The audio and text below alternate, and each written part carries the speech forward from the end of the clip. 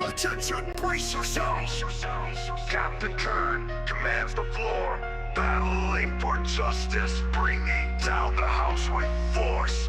In the shadows of the city where the lights dim low, Captain Kern steps out ready to blow, with a heart made of steel and fists to match. Enemies shudder when they catch his dispatch. He's a knight in the night, rolling deep. Justice sword he's sworn to keep. Captain Kern, he's on the fight, battling wrongs, upholding right. In the streets, he's a justice free. Captain Kern, the hero we need. Never backs down, he's on the front line, facing the evils that intertwine. Corruption's vines, stripping the streets. He tears them down with lyrical beats. A vigilante with a badge of honor, turns the storm, chaos has got her. Boom, boom, hear the thunder roll. Captain Kern's on patrol, rights the wrongs, breaks the chains. In his world, justice reigns. Captain Kern, he's on the fight, battling wrongs, upholding right. In the streets, he's a justice free. Captain Kern, the hero we need. From the depths of despair, he rises high, a beacon of hope under the night sky. Enemies fear when his name is called, a symbol of power unaballed. With every step, he claims the land, justice delivered by his commanding hand. So when you're lost and the night draws near, remember Captain Kern, let out a cheer. For justice, for truth, for the right. He's the guardian of the city's light. Hardcore rhythm beating out, justice served, no doubt. Oh, yeah. Ooh, baby. What's going on? Happy Friday, everybody. Happy Friday. Let's see what we got going on. Get this out of here. Get this out. We have a special guest coming in today. And let's see, we got Wifey, we got Cynthia in the chat, and I don't know who else yet. So that's all good. We're good in the hood. You know, it is Friday, and we have done some weird things. And thus, I don't know how many people to expect today, so that's all right. Let's go ahead and bring our special guest in. I want to introduce him. He is a myth, a legend. He is a product of my loins. Yeah, I spermed him. And it's the Dawn, my son. Hello. Hello. Oi, hoy. How you doing, kiddo? I'm doing pretty chill. Cool. So, your first live stream. This got to be fun. I mean, definitely my first kind of an area. Well, when have you ever been on a live stream? I've done my own live stream. Really? Specifically when I was playing Minecraft on the faction server. Echo. We're getting an echo. That I used to do. Shit. Hold on. We're getting a damn echo. What is going on with this? Let's see. Go ahead and talk again. Is that getting an echo? You lady. Ooh, no. Let's see what people in chat say. Give them just a moment.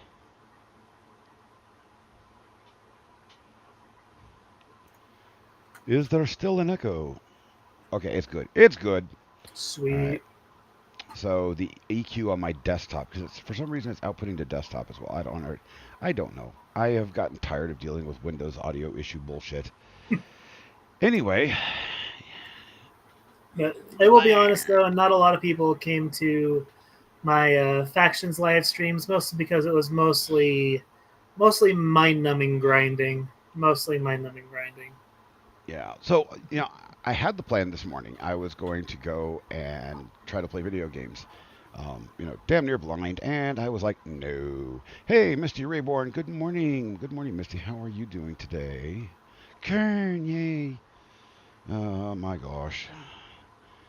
But, so do you have, and I should know this, but do you have an existing YouTube channel? I do. I do have an existing YouTube channel. Well, do me a favor, post it in the private chat, and then we'll put it out there so you can get more people pimped up on it. I haven't actually posted anything to it in a bajillion years, but it's something that I've been like kind of wanting to get back into, but at the same time, I just haven't had like Hey, Queen Charlotte. necessarily the will to do Understood, understood. Hey, it. look, we have best viewers on Kenyo, and you got bot band. Stop doing that. Chat.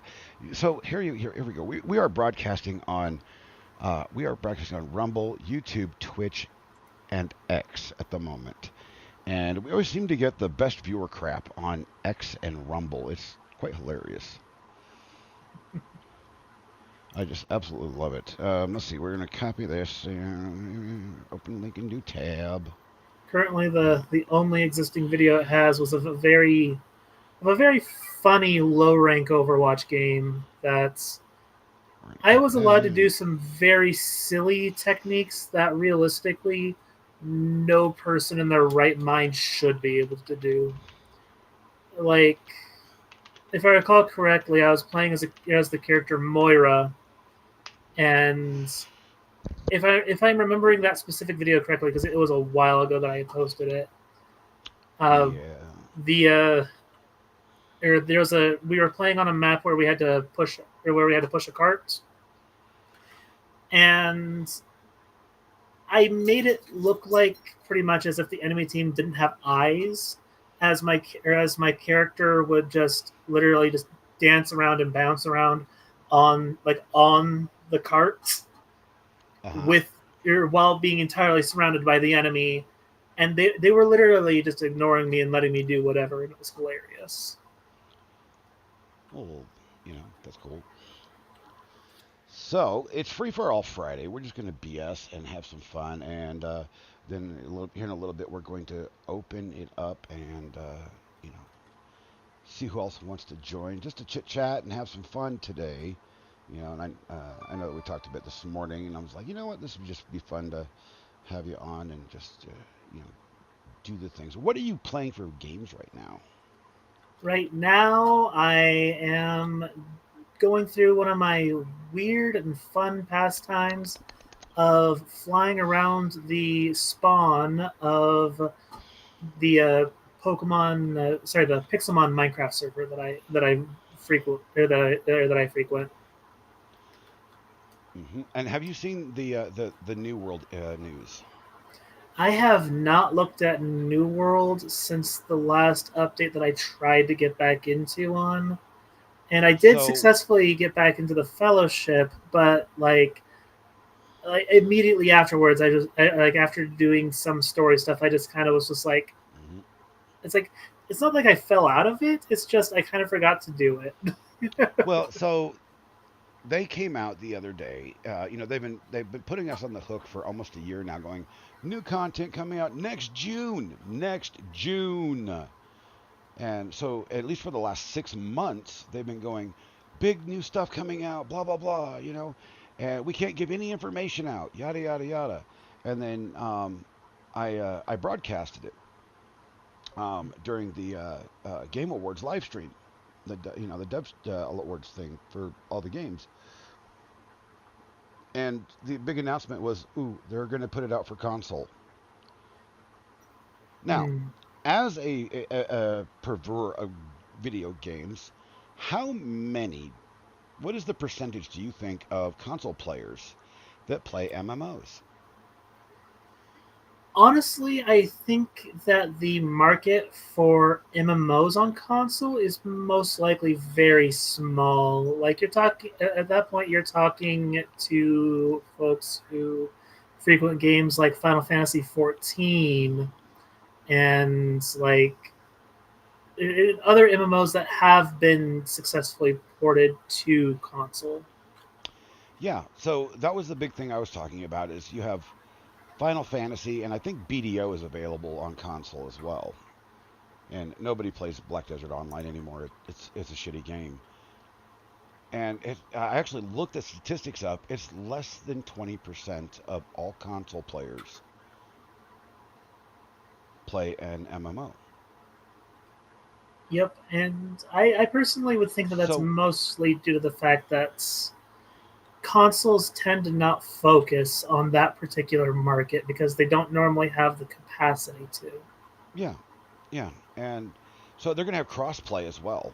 And okay, this is not going to work out well because then you're going to have the console players, once they level up to, like where your levels and my levels are, they're going to have the console players bitching because we're smacking the living shit out of them.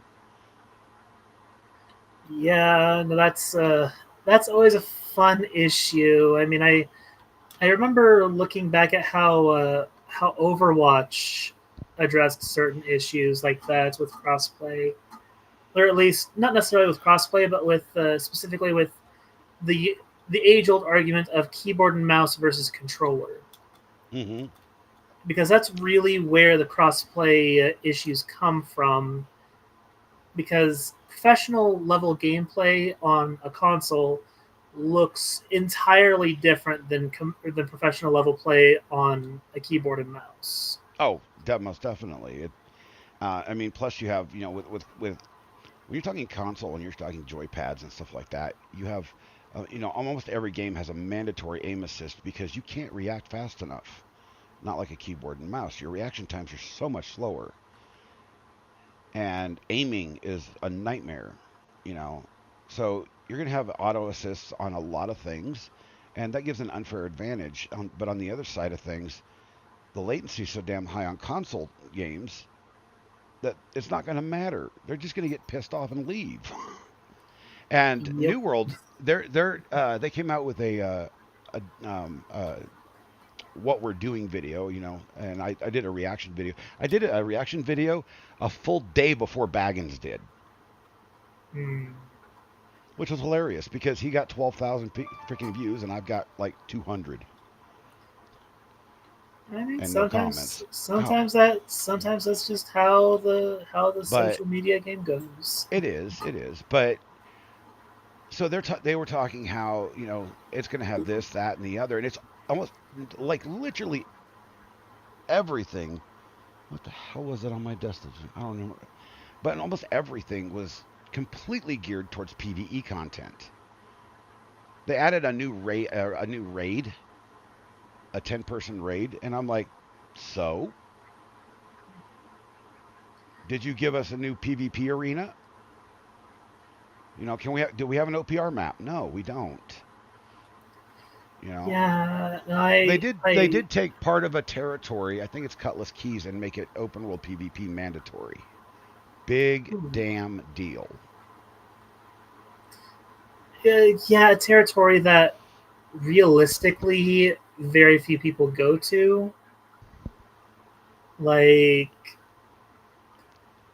I like if I were to choose an area to make it mandatory PvP, I would choose a place like Windsward or Oh no, I have the perfect place. Brimstone Sands. yeah, Brimstone. Like where like at least one place where there's a major player populace, Yeah, and major then player populace yeah, and a lot of open territory. exactly. Cutlass Like doesn't have open territory. It's full of trees and mountains. it's full of trees and mountains, and then on top of that, the territory is just kind of out of the way. Like Yeah. nobody goes to Cutlass Keys for any other reason other than questing. It's literally the ditch effort territory if you're going to do territory trolling. If you want to battle, you go for Cutlass Keys because it's nobody wants it. Yeah, So it's always an easy battle because it's always the lowest guy on the totem pole that has it. I hate to say that, but even in Prime, that's what we were. We were the lowest men on the totem pole for the longest time. We were working on it, and then the game got screwed up. So I'm just like, oh, this is just absolutely maddening because they said, they want to bring in all these new players. Well, they don't even have an estimate of what kind of player base they're going to have, and their marketing team is obviously stupid. Because they told everybody to shut up. They told all the PC players to shut up, sit down, and wait. And then after all this is said and done, there's no new content until the first of the year. yeah, that's That's ridiculous. Well, okay, no, until October 15th when the whole thing launches to have PC come in. It's going to be October 15th. And then we get some content, but it's all PvE based. The PvP doesn't get shit except for the one raid, right? Yeah. And then they said they won't have a roadmap available until a couple months after. Well, that puts it in December. And I'm just having memories of the year after the launch. I'm like, oh, Jesus Christ. They put a roadmap out that doesn't make any sense. Every game developer, you're learning programming, right? Yes. And you've gone through road mapping, right? Kind of, yes. So you plan like 6 months to a year out in advance for roadmaps. Yes. Why don't they give us that roadmap, or do they not have it? Yeah, no, I've definitely noticed that among places that like to keep things quiet, there's Which either there's either it's quietness is a sign of one of two things. Either the company doesn't entirely actually know the direction it's heading, mm-hmm. or there is something absolutely so stupidly gargantuan that they can't, that if they release one detail, that one detail will already be one detail too many. Oh yeah, And I mean that's it. I mean you have like two options. They have absolutely no plan, or the plan is so big that they're going to fuck it up. like for instance, right now within the Pokemon community, there has been a lot of ever since the announcement of Pokemon Legends AZ, we have had just nonstop buzz about what this Pokemon game is going to look like, because one weird, unique turn that the Pokemon Company did when developing the first Legend or Pokemon Legends game was that they actually made events in the game historically relevant to real life. And Pokemon, the first Pokemon Legends game, it had its first whole thing was the history of the region called Sinnoh, and they had this specific region in Sinnoh be renamed for its ancient history, and they called it Hisui. This was an actual real life event that happened to the real world area that Sinnoh is based off of. When they had the transition from feudal Japan to modern Japan, that specific area underwent a massive renaming.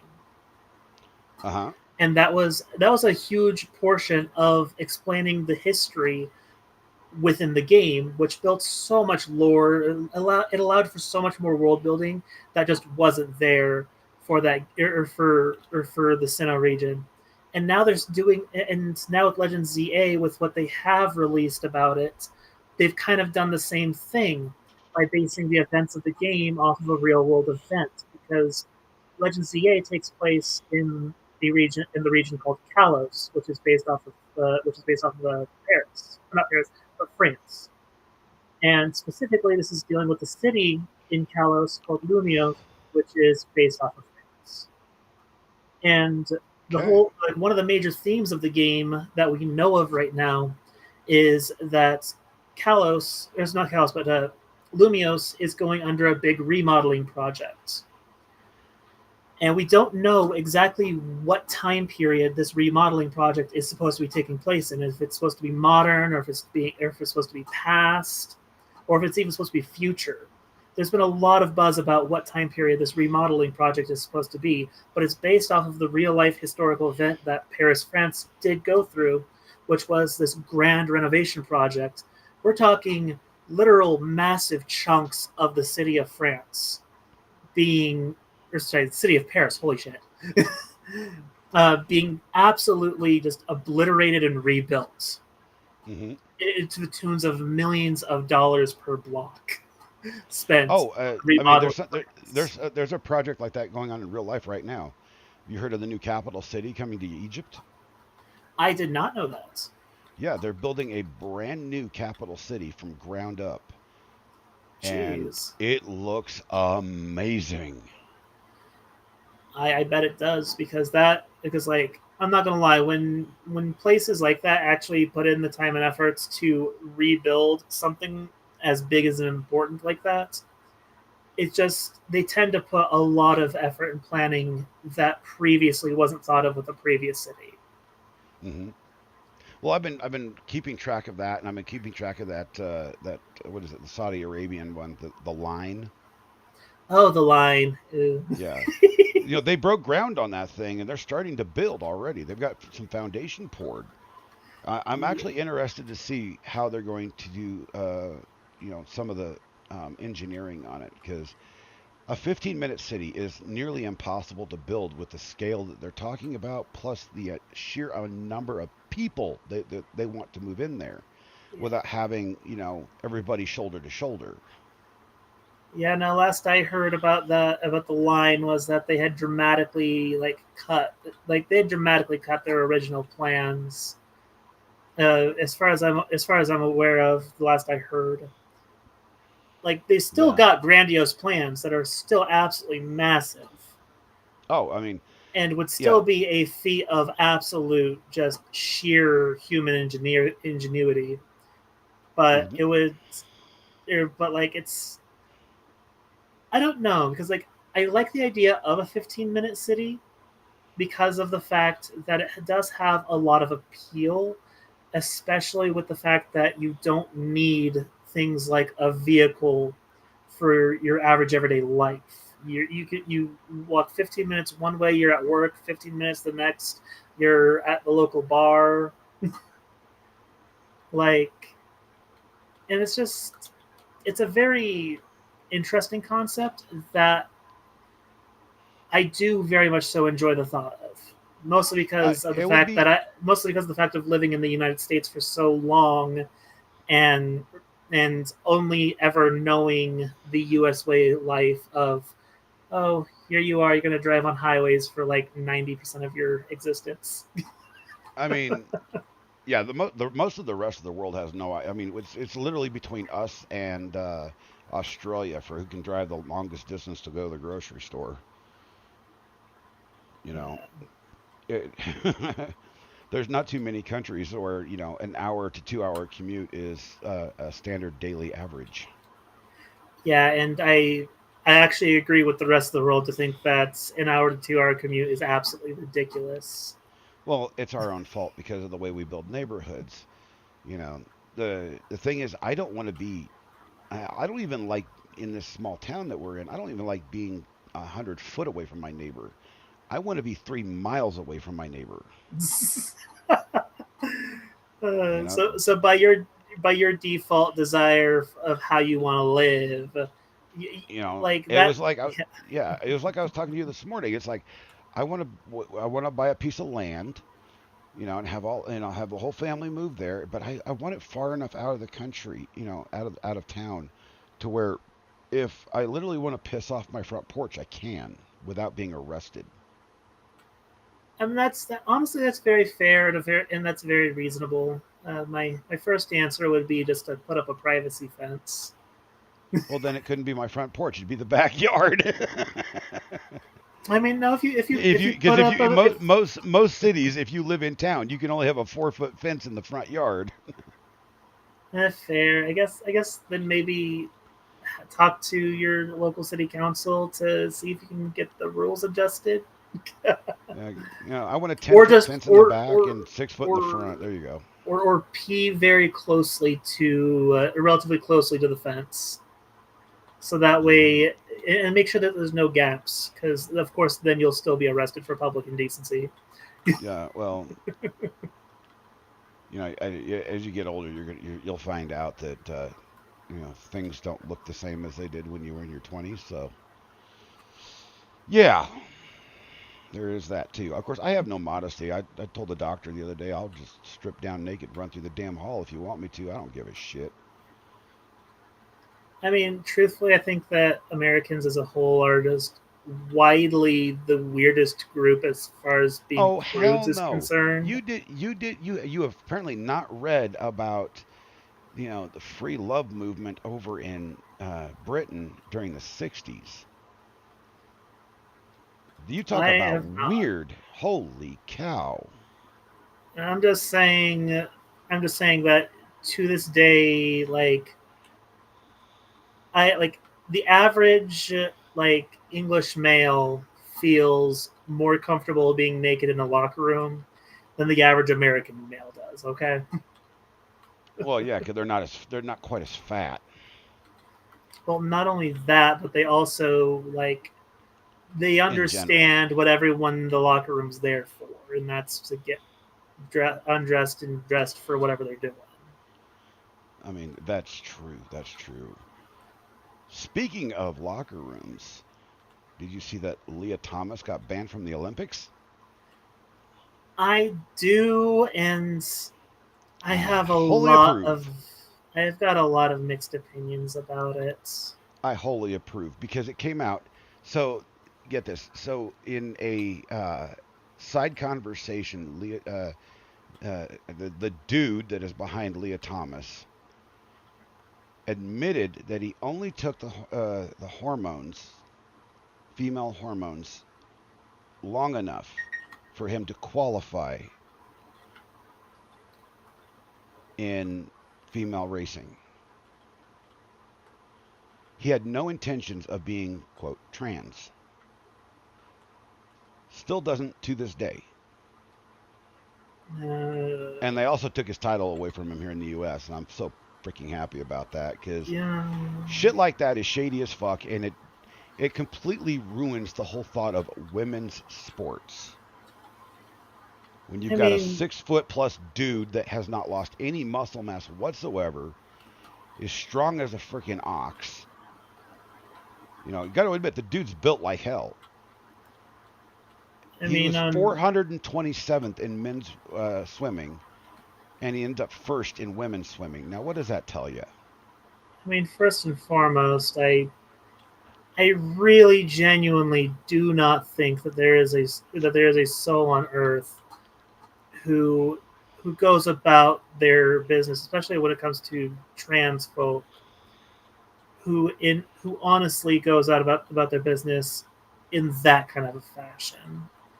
Dylan That would mean Mulvaney? that either because and if and if they did do that, or like if Leah did do that, then that would mean that they were never trans in the first place. That they were That's the just point. They were never trans in the first they were place. just in that case that'd be the case of somebody trying to take advantage of the system, Mm-hmm. and That's that you just nailed it right on. And now he's got so many copycats that are trying to do the same damn thing in other sports.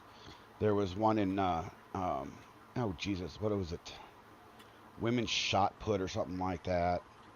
It was but trying to the get into the Olympics of the women's shot put, and I'm like, that one I could almost see, because the women's shot putters are fucking huge. the point that I'm trying to get to though is that I really do not think that it's the case that Leah only took the hormones to be able He to admitted it. compete. He admitted it. So, that's in the news. He admitted it.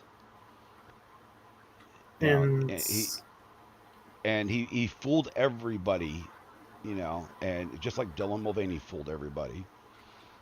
I mean, It's like if these fake ass people need to stop doing this. I mean, like I Leah told you, was on, like I told you earlier, if you're authentic about it, and I got no problems with it whatsoever. If you're going to be fake about it like that shit, get out of here. Just get out of here.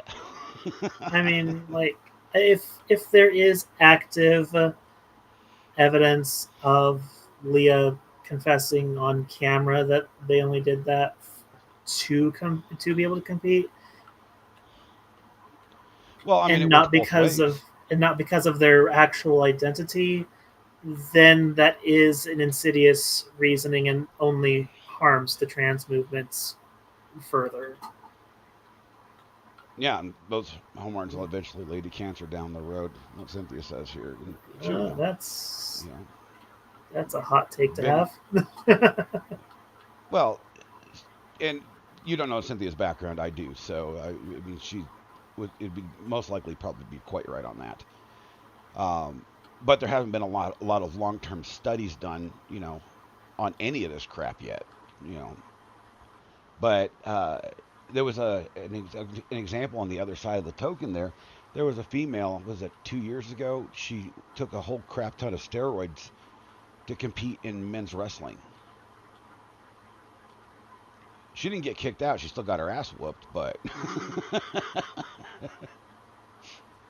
Yeah. it's like you can't drug yourself up in order to be one or the other and try to compete because it's going to fail unless you're authentic.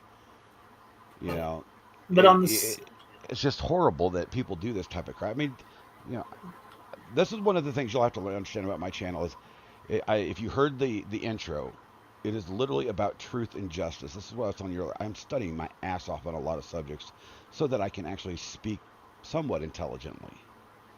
no, I understand you, and like I totally believe you there.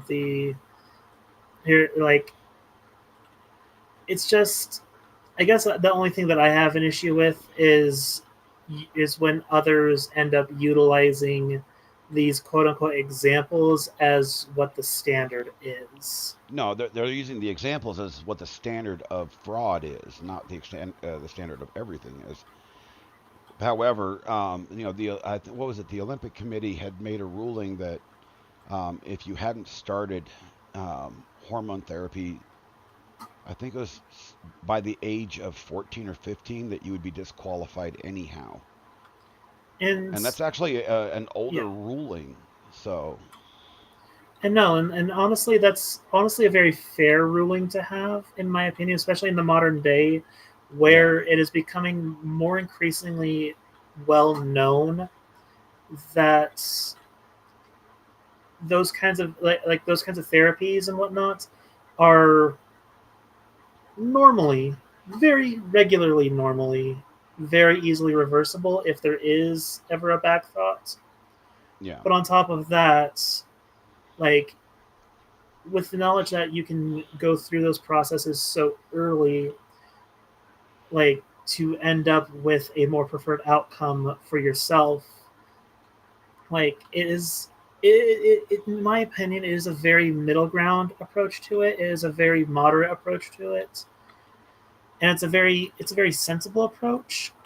Um, And to be clear, on the same token, though, I do feel though that there's a weird standard within men's and women's sports, specifically a weird double standard that why like by and large trans men are more often than not actively allowed to compete in men's sports, while trans women uniquely are still not widely accepted.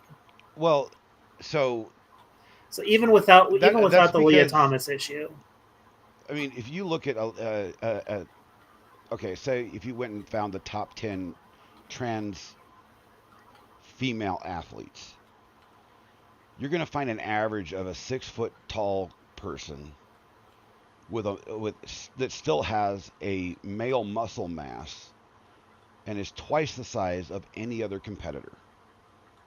who was able to do that while still going through all their various therapies, which means that So which means that they have reached a specific peak physicality that any natural born woman should also be able to meet.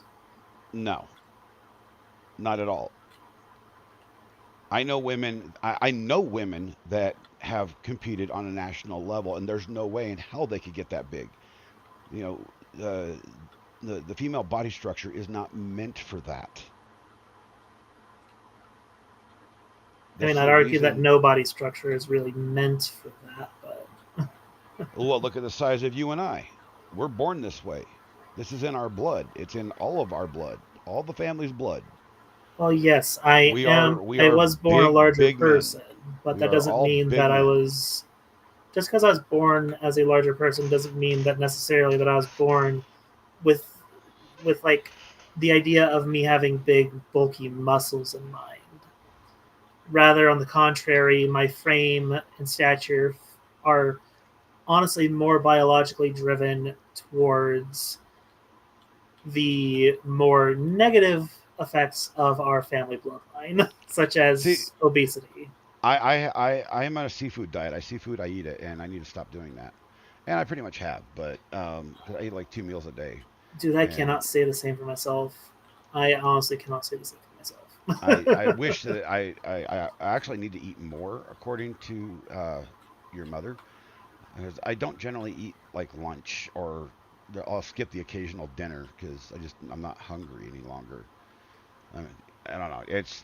Your body just gets into such a rut that it takes a long time to get out of it.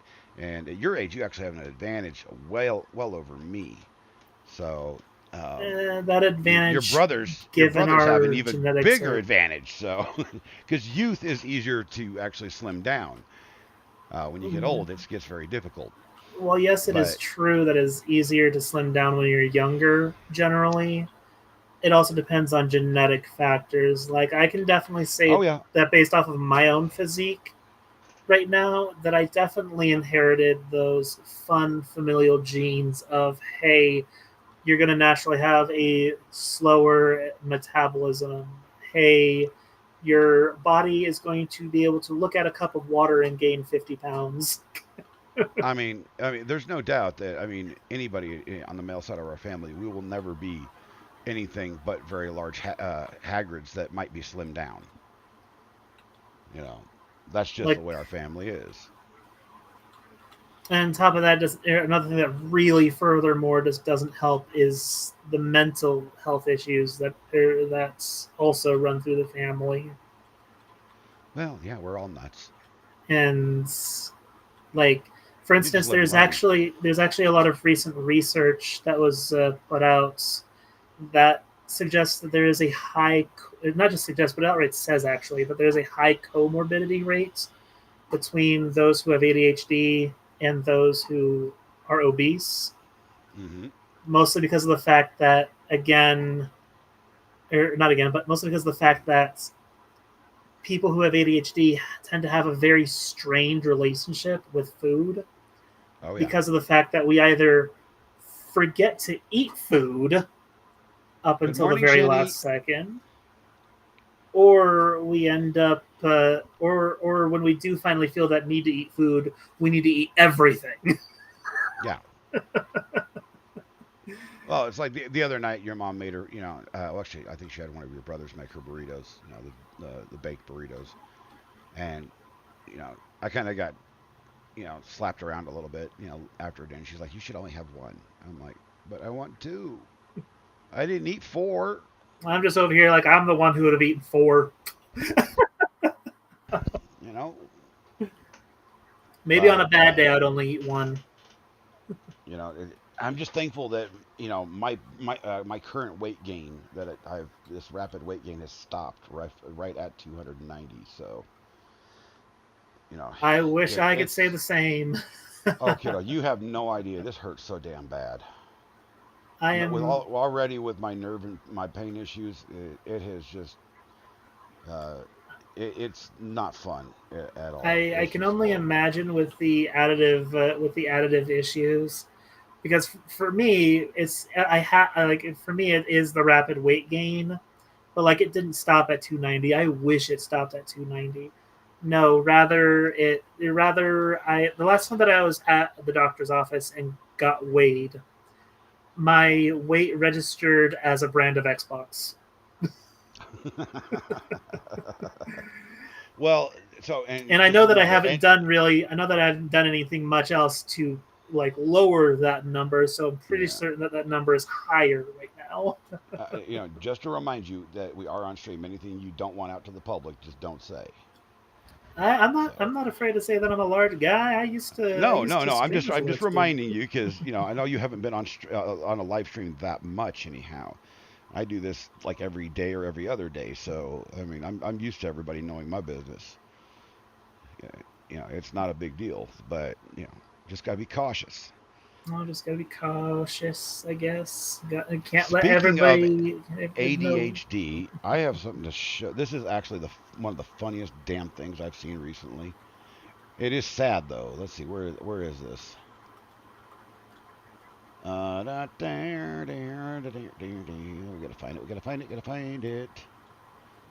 Oh, come on. Find.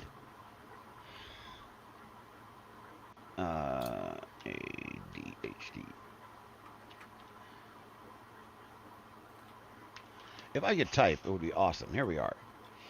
Let me bring this article up here. This is the absolute most hilarious thing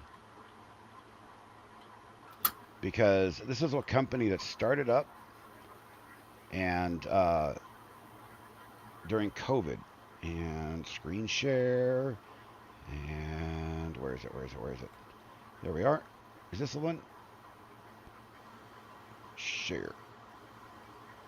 Oh no. Okay. So going back up here to the headline. CDC warns access to ADHD meds may be disrupted after arrests of healthcare startup executives. Apparently, there was this company startup called Dun Global that they started up during COVID, and they started issuing people ADHD prescriptions over the internet. Oh yeah, no, I remember seeing ads for Done on Facebook. Yeah, so they got 30 to 50,000 patients, and they're all getting their prescriptions revoked. Yeah. Because the thing is these guys are not doctors. Yeah. You know, I'm not gonna lie. So I was tempted to seek going through them, and my therapist has sent me more proper actual like or proper routes to like properly go through and get myself help with that. I just need to actually remember to get myself help.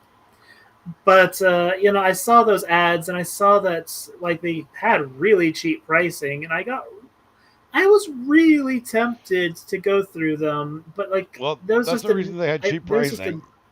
there was just a nagging feeling though that like, but what if it ends up being like BetterHelp? So it says the Justice Department claimed that he and Brody generated more than $100 million in revenue by arranging for the prescriptions for more than 40 million pills, targeting drug seekers and instructing prescribers to prescribe stimulants to patients even if they didn't qualify. Oh. I'm just like, oh my God. Yikes. Yeah, no, that's a big red flag. So they That had this. is. They had this one dude, Doctor Brody. He was like from what I read, he was literally the only doctor they had.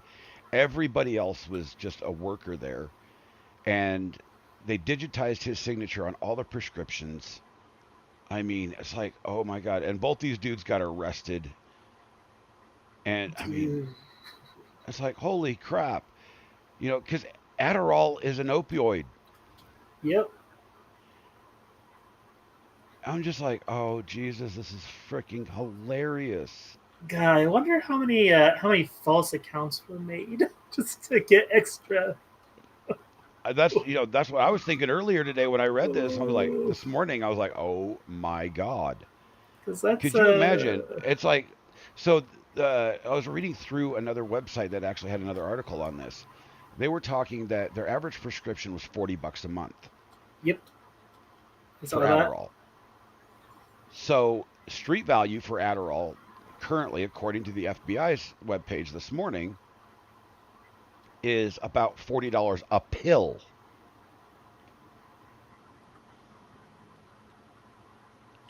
So if you created 40 or 50 accounts and spent $2,000, you're rolling in the dough by the time it was sold. Yeah, that's. I'm just like, oh God, how many people were dumb enough to do this? And now that, not only these guys are on the hook, but they're going to go back through every one of those prescriptions that were done, find out who it was, trace it back. And, if you got doubled the prescriptions, under false pretenses, you're going to prison. That moment when what at the forefront just seems to be to be a thing to help a massively underdiagnosed community ends up being a drug trafficking ring. which makes it's going to make it end up making it harder nationwide to get help for those with ADHD. Yep. Yep. Cynthia, Cynthia, Cynthia asked, "How long did it take the government to catch on?" I don't know. I don't think it actually said in here.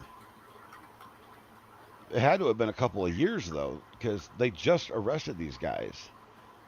Yeah, no, I remember seeing the ads on Facebook for Dunn literally up until about a month ago. Yeah, So yeah, yikes, that reminds me of the unfortunate BetterHelp situation with the BetterHelp therapy networks. oh, that's just a fucking. That was Hmm. supposed to be such a good thing. Nope. It's like I really hope that the at least the intention to do good was there, because as long as at least that was there, then it's at least 1% justified. And then there was another. Let's see here. But the Let's massive amount of go to oversights this. is just bizarre. And this, and you and I will have probably differing opinions on this, but this is like totally awesome. Hmm. Share this tab, and it's what I don't know. No, New York Times, go. Oh, New York Times, go fuck yourself with a rubber duck. Make me Yeah. subscribe to read it. This is stupid, chat. This is stupid. I read the article earlier. It's stupid. Let me go see if I can find it somewhere else. Close that. I'll go. But initially, Yeah. the article is basically the Supreme Court yesterday rejected the ATF. They called it the Trump ban, and Trump didn't do it. It was the fucking ATF. They did it without direction. They decided to take it on themselves about banning bump stocks. Hmm. And they called it bump stock. It's a pistol brace. And Oh no, I remember that. I remember that silly issue and doing some research yeah, up on it that. had absolutely no bearing on the function of the weapon whatsoever. The ATF I decided to take it on and create the rules themselves, and they called it the Trump ban. It's not a Trump ban. The ATF is known for doing this shit constantly throughout the entirety of their existence. And the Supreme Court finally came out years after they created the rule and said, "No, yeah you no can't like do that without Congress." yeah no I so like well I will already say that I do agree with the ruling there. The if you really stretch the imagination and make it do a couple somersaults, you can kind of see the reasoning, and that's ideally the pistol brace would only be utilized by somebody who has a disability, such as like maybe a non-functioning hand, or just in general not having a hand as a whole. It should be like ideally it would be a disability aid, and It's a stabilizer, is all it is. It makes you and shoot. It and makes it stabilizes the weapon so that you can shoot better. yeah, it which by default increases your accuracy with where you want to shoot, which that by default increases lethality. But it doesn't make it into like a full auto blah blah blah It's weapon. not about making it into a full auto weapon. It's about the perceived increased lethality from when misused. And like, And that's the whole that's the whole yeah, premise that I have against anything that involves the Second Amendment any longer. I have completely disregarded all of my other opinions recently. That yeah, we should have this rule. Yeah, we should. No, the Second Amendment is plain ass open because they're the whole purpose is right now is they're not punishing the wrongdoers other than Hunter Biden. He's literally the first. Did you know Hunter Biden is the first one to be charged under that gun rule? Um, and he's like in the like 1% out of 90 that were charged with it that actually get charged. Most of the time, the ATF and the Department of Justice just drop charges. I mean, But I have a huge problem anymore with this because all we're simply doing is punishing the masses, which are 90 plus percent, 99 plus percent, I would say, just legal gun owners. I wouldn't say that 99% are legal gun owners. I would not say Well, we could go 99%. through the statistic. I would It's say a over. majority. It's I over would say 90%. nah, it's definitely not over 90%. Oh, it is. I would argue a majority, but if you were to say something more sensible and reasonable, like between 60 and 75%, that I could agree with. Well, so statistically, the numbers break down to this. There's roughly 360 million Americans in the United States, and roughly 75% of those are now functioning firearms owners. 2020, 2021, 2022, 2023 did not do the government any favors in that manner because roughly 22 million people per year since 2020 have purchased new weapons, and on average, they have at least 2 weapons. Most families have 3, and then all the ammunition to go with it. So, and you go through there and you look at just break the numbers down. Over 3/4 of America is a gun owner. 3/4 of America. That includes the Democrats that are anti-gun, that hate guns. They still own guns. They even some of the weird ones even admit to that. Guns for you, not for me. I mean, it's less so of a no guns for you, but guns for me, and more so of a I need a gun to protect myself from the. And yes, I would argue probably about 25% of that 75% who are not necessarily the most law-abiding gun owners. Well, I mean, Yeah.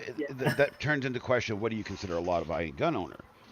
Because according to each individual state, a law-abiding gun owner is a different definition. That's the problem we have with states having anything to do with firearms. All Yeah, right, no. Cynthia. You need to run out and buy more guns? You got it. But like, You're in California. You're screwed. but like, yes, I do agree that there's a massive breakdown between state to state interpretation of like what is and isn't legally gun owning. And so because of that, I wouldn't want to go state to state. Rather, I would look at other developed countries, preferably even those that are higher on the International Freedom Index than we are. Mm-hmm. Because as we stand right now, we are 17th for a country that boasts so much freedom.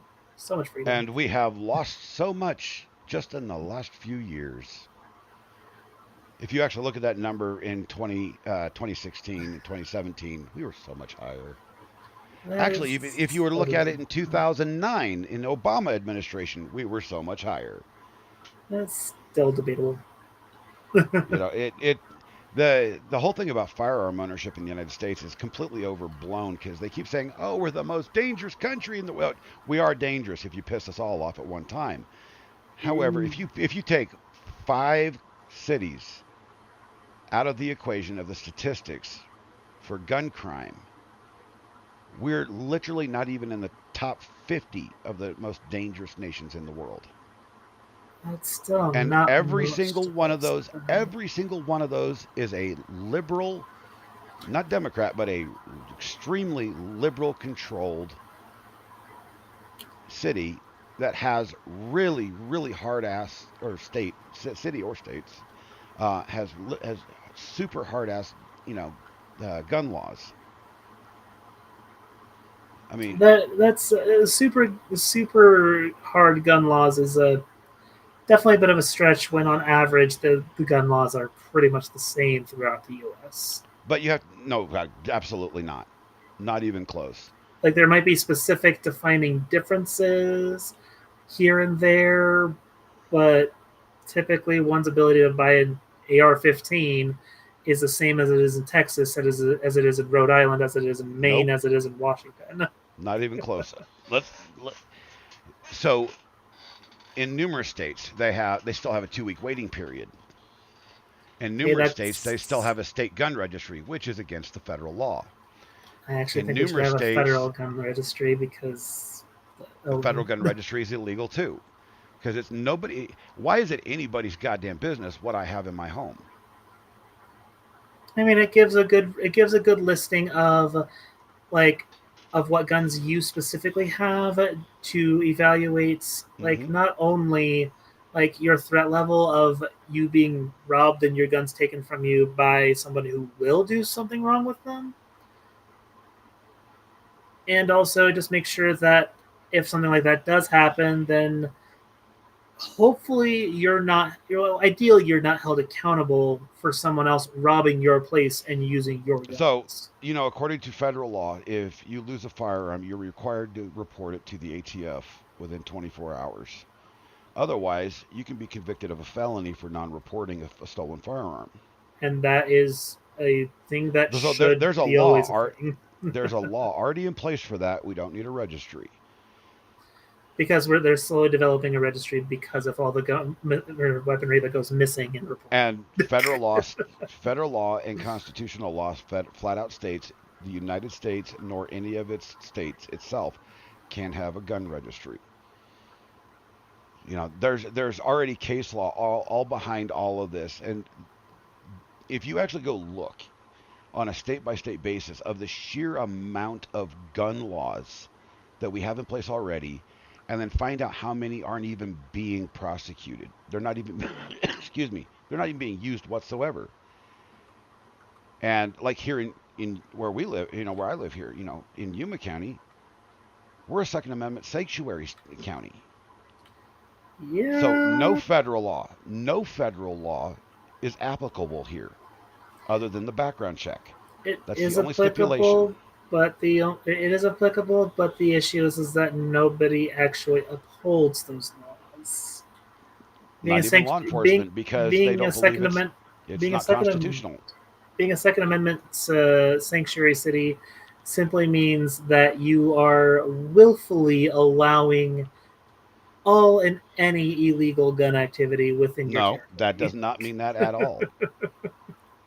See, the thing that people need to understand when it comes to gun laws is criminals don't follow the law, But they which makes magically them follow the law already when it comes to criminals. but they You know, magically it, follow the law when it comes to trans people in bathrooms. no, they don't. That's the point that I'm making. Yeah, the when we talk about the safety and security of our families and being able, going through just the basic things that firearms are needed for is, basic safety and security, because rampant crime is getting worse everywhere in the United States. No matter what the Biden administration says, the FBI says differently. I mean, And uh, you have, obvious hunting, and then you have the third one, uh, protection against, any foreign invaders, which we may have a Red Dawn thing, we may never have a Red Dawn thing. Okay, it's there. And the third thing is to protect ourselves from a tyrannical government. And everybody keeps saying, "Oh no, that's never going to happen." Well, guess what? It has happened to every nation on Earth I mean, at some point in we've history. already had tyrannical parts of our history, and I'm not even talking about ancient history. I'm talking about very just like even within the past 20 years, like the Yeah, Operation Legend that that you talked to me about before. I looked into that, and no, that's widely that was seen as a massive overreach, a governmental overreach, because that was a direct hmm line from the military to police. yeah. I mean, there's a lot of things, especially during 2020, that happened during the COVID era, the foof or whatever you want to call it, the sickness era, that were completely illegal. It was like the other day I saw Dr. Fauci, the lying sack of crap he is. He's sitting in front of Congress and he finally admits he made up the whole 6 foot distancing thing. He made up the whole mask mandate because he didn't know what to do. Well, he knew exactly what he did because he funded the damn lab that actually produced it. And whether it was intentionally leaked or accidentally, it doesn't matter at this point. The fact is, it got leaked. 5 million people died, and we're still feeling the effects of it. Now, is it a dangerous illness now? Hell no. It's the flu. It was the flu then. It wasn't the flu then. Oh, yes, it was. The efforts that we all put into place, from the seemingly redundant 6-foot rule to the masks to the eventual vaccines, Fauci admitted.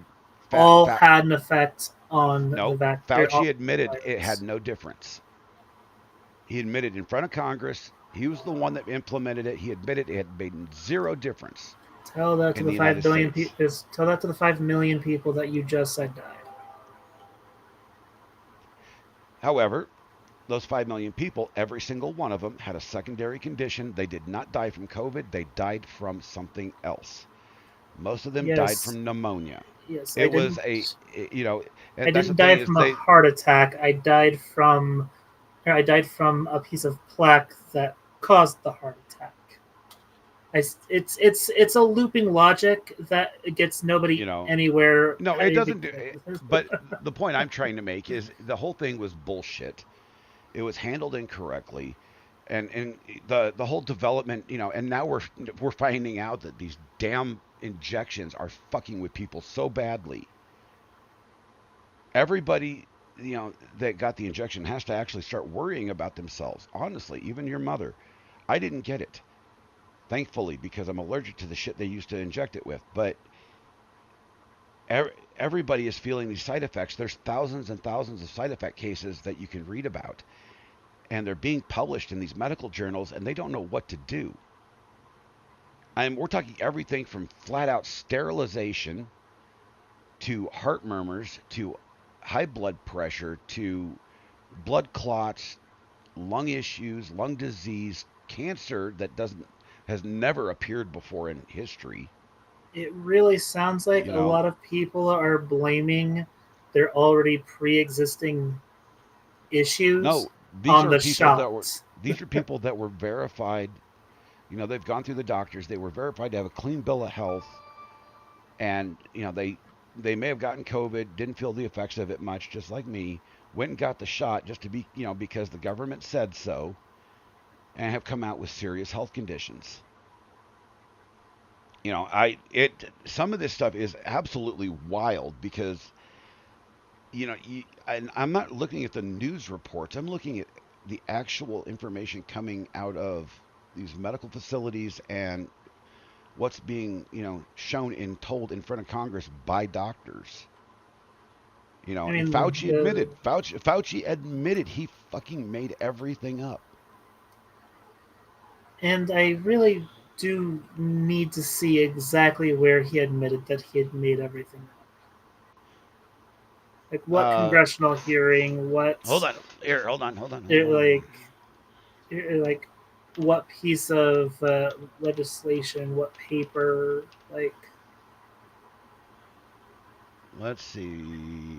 Video. Because it really sounds more or less like somebody had misconstrued what he said, as opposed to actually properly quoting him.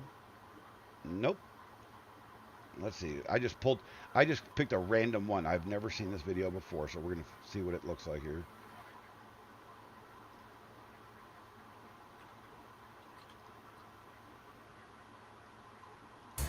All right, welcome back. This week, Dr. Anthony Fauci told lawmakers that guidelines to keep 6 feet apart with the goal of limiting the spread of COVID-19, quote, sort of just appeared and was not based on science or any data.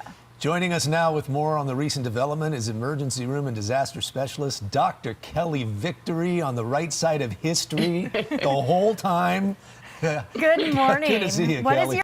If you don't know, this lady said she actually got like all of her social media accounts banned because she was saying it's bullshit. It's bullshit. None of this crap is real. A reaction to this. Good morning and Happy New Year to both of you. What I have to say is this: of all of the fraud that was perpetrated during the pandemic, of all the lies that were told, of the abject stupidity, the made-up construct of social distancing was perhaps the worst. And anyone who had any understanding of respiratory viruses or the transmission of respiratory and airborne viruses should have known that. I certainly knew it, and I said it from the very, very beginning. There's a reason that the term social distancing never appeared in any textbook of virology, epidemiology, public health, pandemic management, or anything else until 2020. Because it was a made-up construct. It was a stupid idea, and it was a fool's errand to think that it would ever have any impact, much like masking, by the way. But the issue about social distancing, and the reason, although I'm making somewhat light of it right now, is that this wasn't insignificant. Social distancing wasn't just a nuisance, an inconvenience. It caused tremendous harm to people physically, mentally, and financially. People weren't able to go for 2 years plus. People couldn't go to the gym. They couldn't go to the community swimming pool. They couldn't be out in public. They couldn't do the things they normally did. They couldn't attend funerals and weddings and graduations, once in a lifetime events. People died alone, isolated in hospitals, lacking for the touch and the companionship of loved ones because of social distancing. Small businesses that commonly operate on a razor-thin margin had to remove every other table, put up plexiglass shields, one-way stickers in the aisles, and on and on. So not only was social distancing a lie, a fraud, an insanity that was perpetrated. Like, this sounds a lot less like Dr. Fauci himself saying it, and more like this random ass lady who has an emotional piece to tell because she was butthurt because she wasn't able to stand 6 feet in front of 6 feet further to get her Starbucks. You remember at the first of the news segment, Fauci testified in Congress. He made this shit up. It has no bearing in scientific base. Yes, but you see news outlets, especially good morning outlets, have a tendency to just say shit. Hold on. I'll actually find it. Fauci testifies. Because that sounds like it should realistically be something that's on the public record. Let's see. Come on. Oh, actually go to YouTube. That would be great. Such a dumbass. Like, the Google search for videos kind of sucks. Google search anymore sucks as a whole. Like I remember a time when I could use the advanced search tools and actually get precise results. Now I still get the top 10 sponsored results before I get the newest one. And it's just, God, I wish Google would actually be a search engine company as opposed to an advertising company.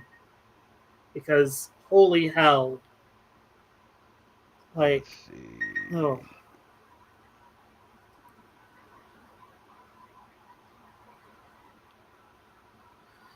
I'm trying to find the clip that I watched and then being a pain in the ass. Because as far as we found out that Dr. Fauci isn't even a fucking doctor. Did you know that? That I would have a lot of questionable. He has a doctrine. He is not a doctor. Having a doctorate and a doctorate makes you a doctor. No, he's not a medical doctor, I should say.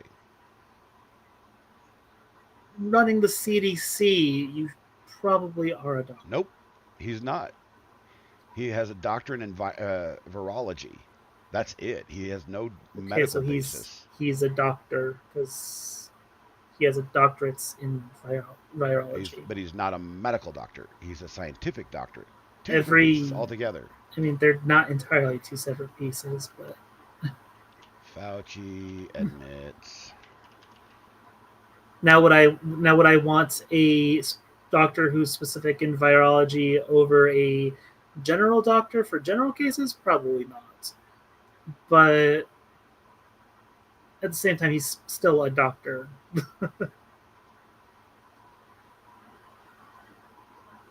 Oh, let's see. There's so much I could play on this, but YouTube will probably strike me down. which kind of sucks. I'll send it to you off stream because the only one I can find is a 15-minute thing, and I don't want to watch to have the have chat watch the whole damn thing. That's fair. That's fair. But yeah, the NIH admits taxpayers funded gain of function research in Wuhan after years of denial.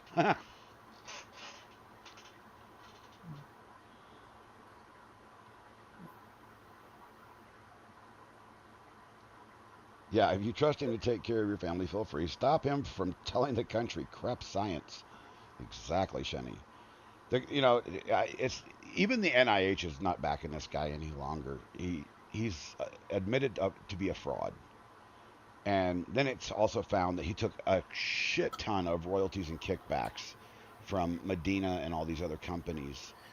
Oh, that part I do know, and that is where my trust in Fauci falters. I'm sitting here going, this guy is such a piece of crap. He's supposed to be guiding the nation, and what he's doing is just raping it. Is all he's doing. And I'll use that term because it's not used in the method that is traditionally used for. Because normally we're supposed to say grape. We have to use all sorts of weird terms on YouTube now. It's kind of screwed up. I mean, it's a thing that affects everybody. I've even had some of my own favorite YouTubers outright just kind of be super annoyed with it. Oh, there's plenty of people that are super annoyed with it. Let's see. We got to find something funny real quick here because getting all this serious fucking talk or semi-serious shit, and I'm like, I'm bored of that. No, not video stories, you stupid damn thing. Let's see. Where's going on? Local video. Let's see here. Downloads. Let's go downloads. And here we go. What does a nearsighted gynecologist and a puppy have in common? I don't know. A wet nose. That's not funny. It's a little bit funny. It's a little bit funny. That's a lot funny. Sorry. Come on now. Let's see. What else have we got here? Oh, yeah. Here we go. We're talking about the pew pews. 2, 1, bang. Nice, and what seems to be a nice and appropriate specific gun locker. Yeah, well, not everybody has $4,000 to buy one of those.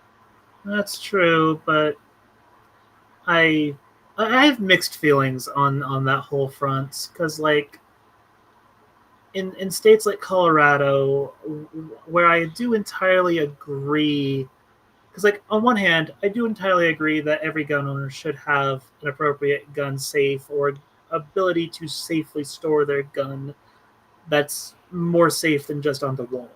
Mm-hmm. On the other hand, I feel like those same lawmakers should have made specific grandfathering clauses that specifically I don't know, make it to where every new gun sale you have to have a gun a gun locker, or I think it's bullshit. It's complete bullshit. There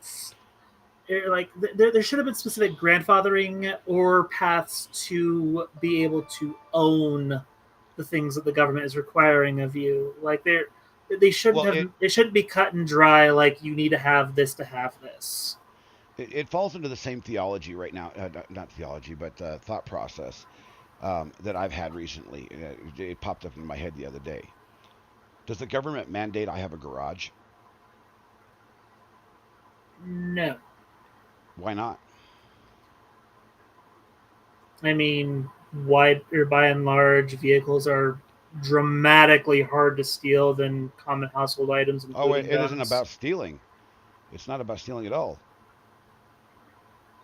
That crappy 2005 Jeep that should be in that garage is more deadly than any consumer firearm on the market.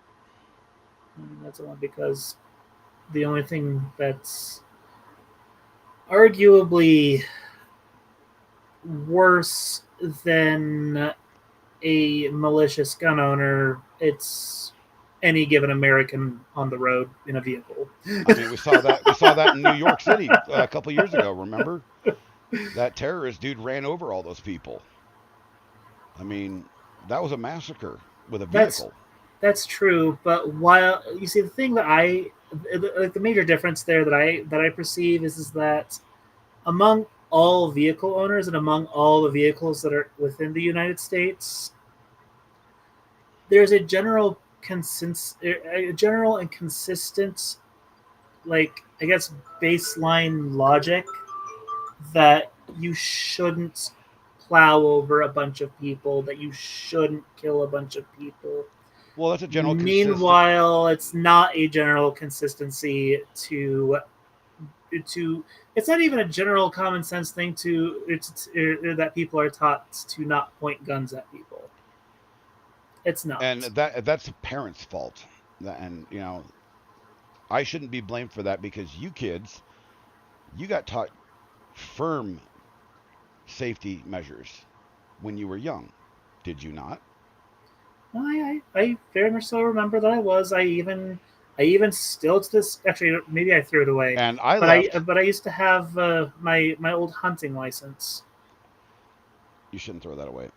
But anyway, no. And it's old, outdated, and doesn't represent what I'm able to do. Yeah, up until the 1990s, just about every family in the United States that owned a firearm was very diligent in teaching their children gun safety. As a matter of fact, if you remember, there was a point when you kids were young, I left a pistol out on the table for 3 or 4 days. Nobody touched that damn thing. And it didn't go off and go boom on anybody either. Of course, it wasn't loaded either. I'm not gonna lie, I don't remember this period, but Yeah. Well, your mom probably does. I don't know where she's at. She might still be in chat. She might fall asleep in her chair. I don't know. But the point being is, the point I'm trying to make there is, it's not the government's responsibility to teach children. It's the parents, and the parents are failing. I will admit that. So I will freely admit that. The biggest issue I have with this whole you have to keep your guns in a safe, in a locker or in a safe bullshit is, you talk to any police officer, and I mean any police officer, they will tell you keep minimum one weapon out with ammunition loaded. Because if somebody breaks into your house, you don't have, and this is if you're using a thumb, the thumbprint scan, it takes on average 32 seconds for that machine to scan your thumb and open a safe. You don't have that time. That could get you killed. If you are in a dangerous situation, every cop in this entire country will tell you the exact same thing. Especially sheriff's officers, because they seem to have a lot more sense than a lot of the police in the United States. I would argue that any cop that argues that is significantly more paranoid than they need to be. No, there's no paranoia about it, son. At some point, so across the United States right now, I think there was the National Crime Lab said 2 out of every 10 homes will be invaded over the next month. This was like 2 months ago when I saw this. So I don't know if it's still up to date and accurate or not. But based on national averages, that's comparing all the states, all the police departments, all the sheriff's departments, etc. Putting all that data together and, averaging it over the entire population of the U.S.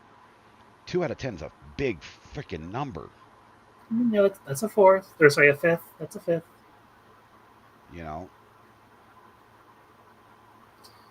And to that I say,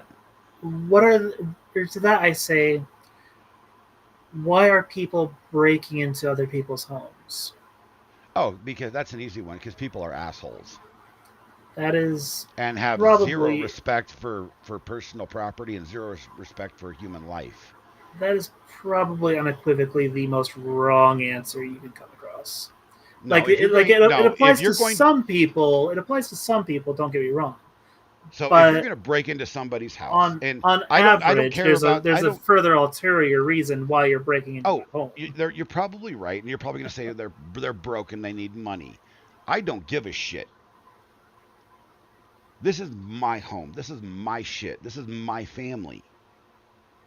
And you have the right to defend that. And you break in here, you won't be walking out. That is the literal definition of the castle doctrine.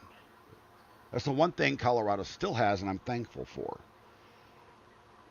Like, I don't care what the underlying, thought of the person invading, wanting to, you know, do my family harm or steal stuff from us. I don't care what their thoughts are. Because the moment they came into my home uninvited, they became their worst enemy. That's what every homeowner in the United States needs to consider. They need to think of it on that level, because I don't care if they're having money problems. If they're having money problems, knock on the door. Say, look, can you help me out?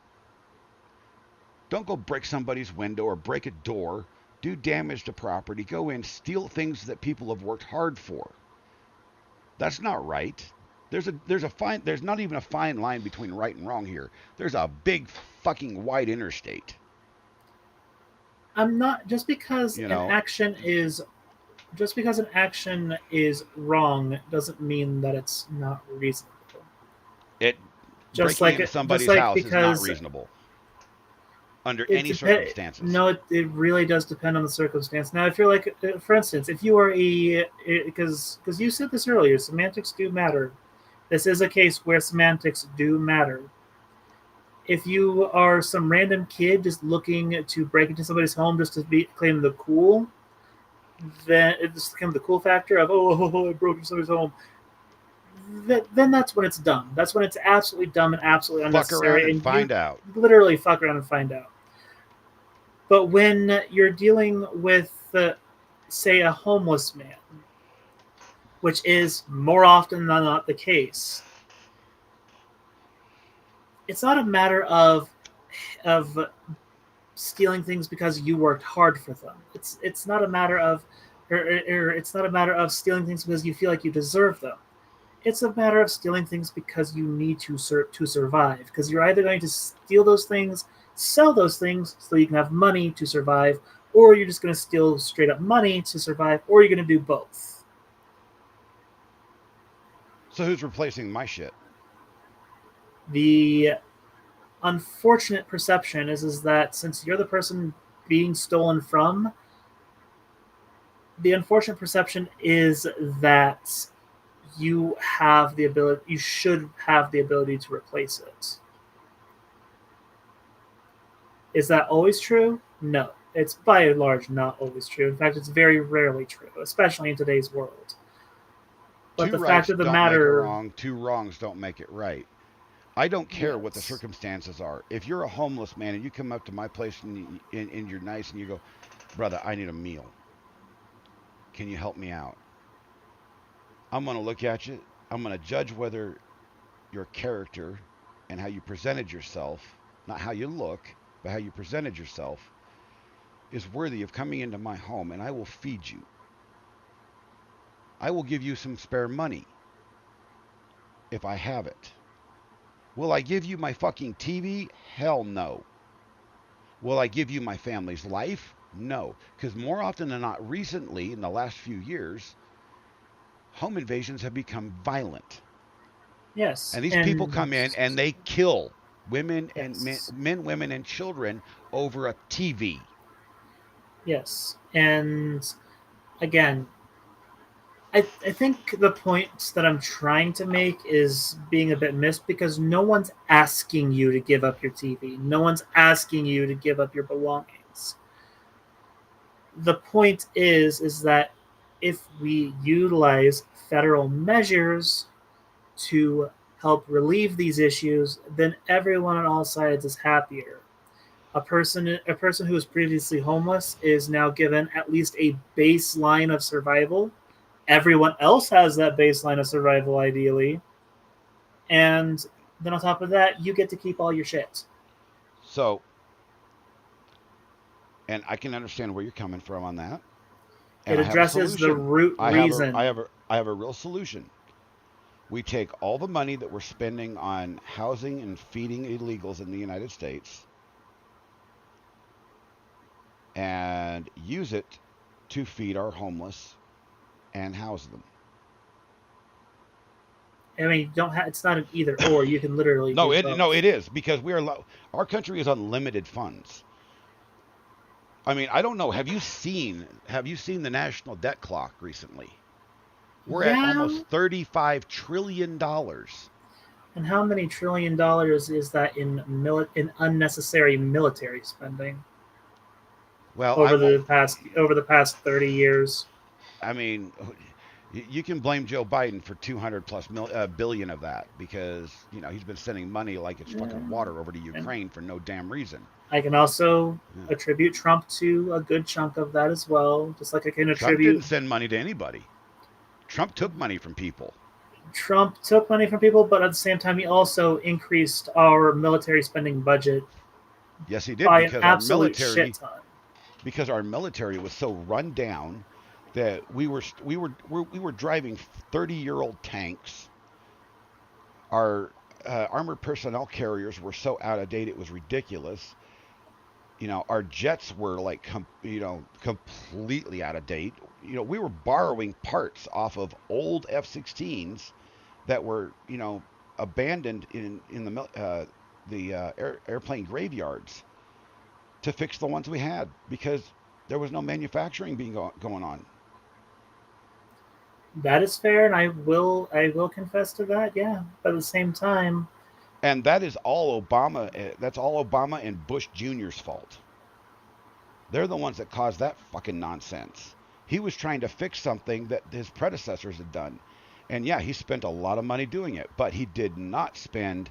Biden has spent almost $17 trillion since 2020. That's the largest absolutely wrong amount.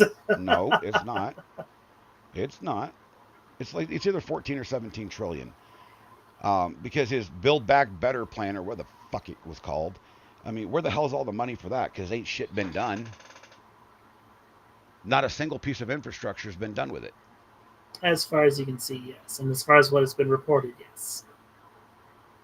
There's been no new public roads, no new federal interstates, being rebuilt or built. His whole solar and wind project completely flopped. No, it hasn't. I've actively seen it in effect in areas like Fort Collins.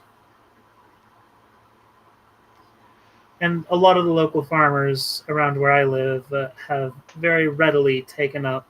Oh, believe me, I know. We see it when we go to Sterling. With the wind farms. We see it when we drive up there for medical and appointments. There's actually another thing about the renewables portion of the Inflation Reduction Act that I am actively very excited for, and that's the fact that nuclear was considered for one of the first times ever a renewable energy source. And contrary to what a lot of fearmongers say, there's actually a lot of plans and money put away for specifically nuclear, and that I'm very excited for. Yeah. And Shenny says, does it matter what it's for? It's not for Americans. It's not a Trump or Biden matter. It's the working man's matter. Exactly. We got to stop our government from spending money for stupid shit that has no effect on us whatsoever. I have to this day, I've never understood why we spend all this damn money, sending supposed aid money why do we spend money on Iran? Why do we spend money on Pakistan and Palestine when, especially Palestine right now, we're sending them aid money, yet we're sending Israel money to go. I don't even want to get into that part of it because that's just fucking stupid. Yeah, no, there's a lot of different pieces in play as far as the unfortunate Israel-Gaza issue. Yeah, I don't even want to get into that because that is such a nightmare. Cynthia comes in and says, "Does anybody remember when our government started pink slipping our military?" Yeah, that wasn't too long ago. They were laying off our military personnel because, oh yeah, um, we don't need you any longer. Or during the foof, oh, you don't want the jab? Yeah, go away. Your career's ruined. People, lifetime career military personnel getting the boot, thousands of them because they didn't want the jab. I mean, they've been And, fired for less before, so. and I'm like, Jesus Christ, we have gotten into, and a lot of people call it the woke culture. I don't call it woke. I call it stupid. Because at that point, you're not even pandering to anybody. You're just enforcing policy that doesn't make any damn sense. I don't think that would be even appropriate because realistically, the calling out of woke culture, the modern calling out of woke culture anymore, is putting a name to the icks that the conservatives and Republicans have. Yeah, Cynthia said a long time ago it was about a matter of money and not the jab. Yeah, we didn't have the money. Our government didn't have the money at all. Okay, so in that case, the jab became a convenient scapegoat for not having the money. No, there's two different circumstances that happened at similar points, but in different points in time. A long time ago, it was about money, and they were giving people the pink slip, and recently it was about the damn jab. It's like, come on, these people put their lives on the line to protect us, and we're booting them out because you don't want them, you can't pay for them, and they don't want to have the jab. When you wouldn't believe what military personnel, what they get vaccinated for already. I mean, it's not a pleasant thing. It's huge. It's enormous. I've seen the needles for military vaccinations, and the idea that you would in the military refuse the COVID jab, but still take everything else is kind of absurd. I am not going to deny that. Tell you what, you take the show for just a minute. I need to go take a quick bio break. I'm taking the show. Oh my goodness. Yep, you're in charge. Okay. I'm not going to lie. I am quite clueless on a lot of things.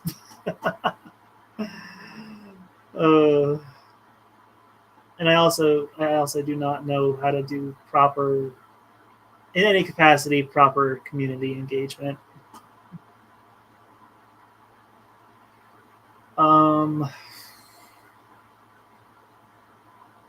Yeah. So, no. Let's see here.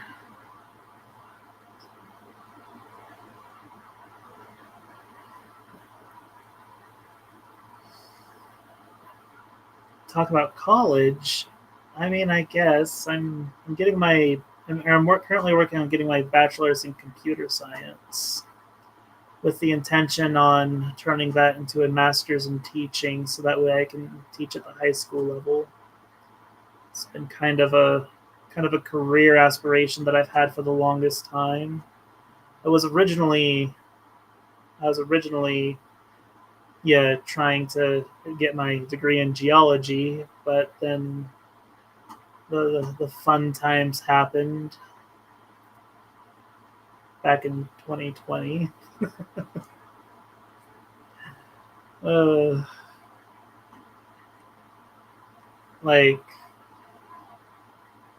Yeah, that was a very traumatic time. Very traumatic time. Mostly because of the abrupt move that we had to do. But yeah, no. As far as what I'm learning now, currently I'm learning Java, and that's been fun. It's been very fun learning like how to do just all the things, like all the basic programming techniques that you can do in Java.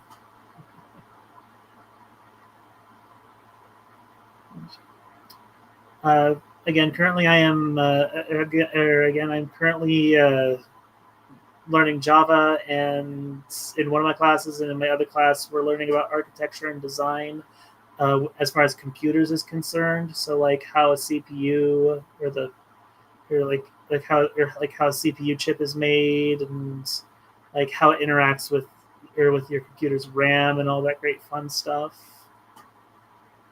And it's been very interesting learning about that, and also getting more in-depth experience of like how to more like check how like where all the information on your computer is going. So that's been fun. And as far as grades go, I have up until my most recent 2 classes, I have had A's in all my classes. My most recent 2 classes have been burdened by my absolutely garbage sleeping schedule as of late. And yeah, that's it's not been fun. For the past month, I have had a very garbage sleeping schedule. But fortunately, they've not been too heavily burdened. Right now, I think I'm pulling off B's in both of my classes. I'm back. Which could be further increased. Welcome back, Dad. I was listening to you while you were talking. You did just fine. You did just fine. For being put on the spot like that, you did just fine. Don't you know? Not. I mean, this is one of the many things that I need to work on as far as get it, like the desire to get back into things like YouTube or streaming. And it's just, you know, the beautiful thing is the only way to understand and learn community engagement is to do it. Find out what works and what doesn't. And I know a lot of what doesn't because other than who's chatting right now, I don't have a lot of chatters generally. I try to create chat, and then it's like, oh, no, we don't want to talk about that. I'm like, all right, you guys don't talk about that. Just listen. Just be here. That's all I care about. Yeah. So. I mean, if I must kind of continue my thought processes for the college stuff, I will outright say that if I could, I absolutely would try to get all the funds back that I got or that I spent from CSU main campus, so that way I can have them for CSU global. Because as much as I love my rocks and minerals, and as much as I love knowing that I am absolutely blessed and cursed with the knowledge of various specific chemical formulas of what makes up specific minerals, it's kind of useless information, and will continue to be useless information even when I do eventually get into teaching. Mm-hmm. That's a lot of what it happens when you try to become a teacher. Is a lot of the crap they feed you. I was actually just watching a YouTube video on that earlier today. A gentleman was talking about teaching degrees and how. So you go to school to learn science, right? Yeah. You're going to be a science teacher. Why do they make you take 14,000 other credits in order to get a science degree? Well, I mean, as far as a college scam is what it is. I do agree with the whole issue of the college scams, because it's mostly in the form of elective credits. I do see some reasoning for needing other specific credits, like they're like needing basic reading and writing credits, like those were like I understand. Needing credits for specific math classes, I can understand. Needing credits for, honestly, even some basic humanities and maybe a touch of sociology. I can agree with that. But why do you have to have a minor in English class to teach science? Oh, no, you don't need a minor in English class to teach science. No, but some colleges, I was watching this YouTube video. This guy was going, college by college, some of the larger schools in the United States. And they require crap like that just to be a teacher in a completely different field of, English. Yeah, no, that's kind of ridiculous. Maybe that's the college scam. It's like, come on now. Yeah, I'm trying to think of. I mean, like, okay, so maybe a further enhanced comprehension of the English language would still be very beneficial, but like I don't think it would ever be a required need because getting a minor in something typically involves putting in the extra time, extra work, and extra efforts to take those extra classes to achieve that minor, or to hope and pray to your capitalistic overlords that the minor in English is included in your class schedule plan for the rest of your program. But there are times where outright it's times where it is outright a crime, where it outright is a scam. Like for instance, one thing that I will absolutely was a scam during my own college journey so far was the physical education classes that I was required to take, because they didn't actually teach me anything about physical education. The first class was actually kind of helpful because it was a yoga class, and that was actually kind of cool. The only issue is that while it taught me some yoga positions and some yoga techniques, it didn't like instill anything about yoga into me. And it didn't actually go the extra mile to say to treat me as an individual and to say this is how often you should be doing this and don't do it anymore, otherwise you might accidentally stress out your ligaments or something. Well, I mean, yeah, that's one of the issues that we've always had with public school systems as a whole. Is it's totally geared towards the masses, and it's understandable in for the most part.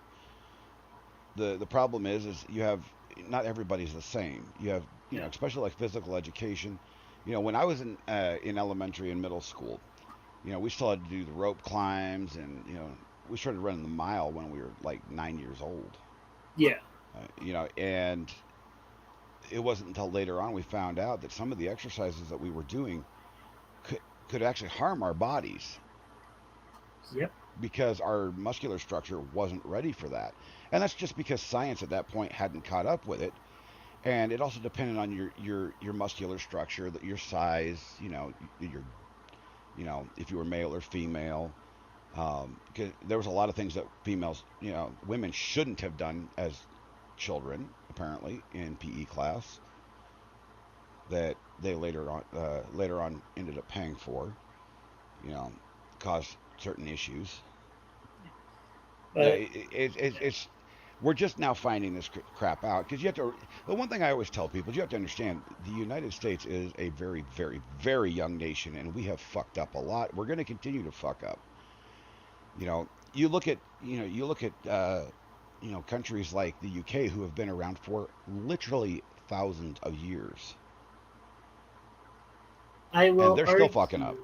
I will argue that especially in today's day and age, with the level of connectivity that we have with even the rest of the world, that there is absolutely no, like, first and foremost, there's absolutely no excuse for even a quote unquote young country like the United States to be behind the curve.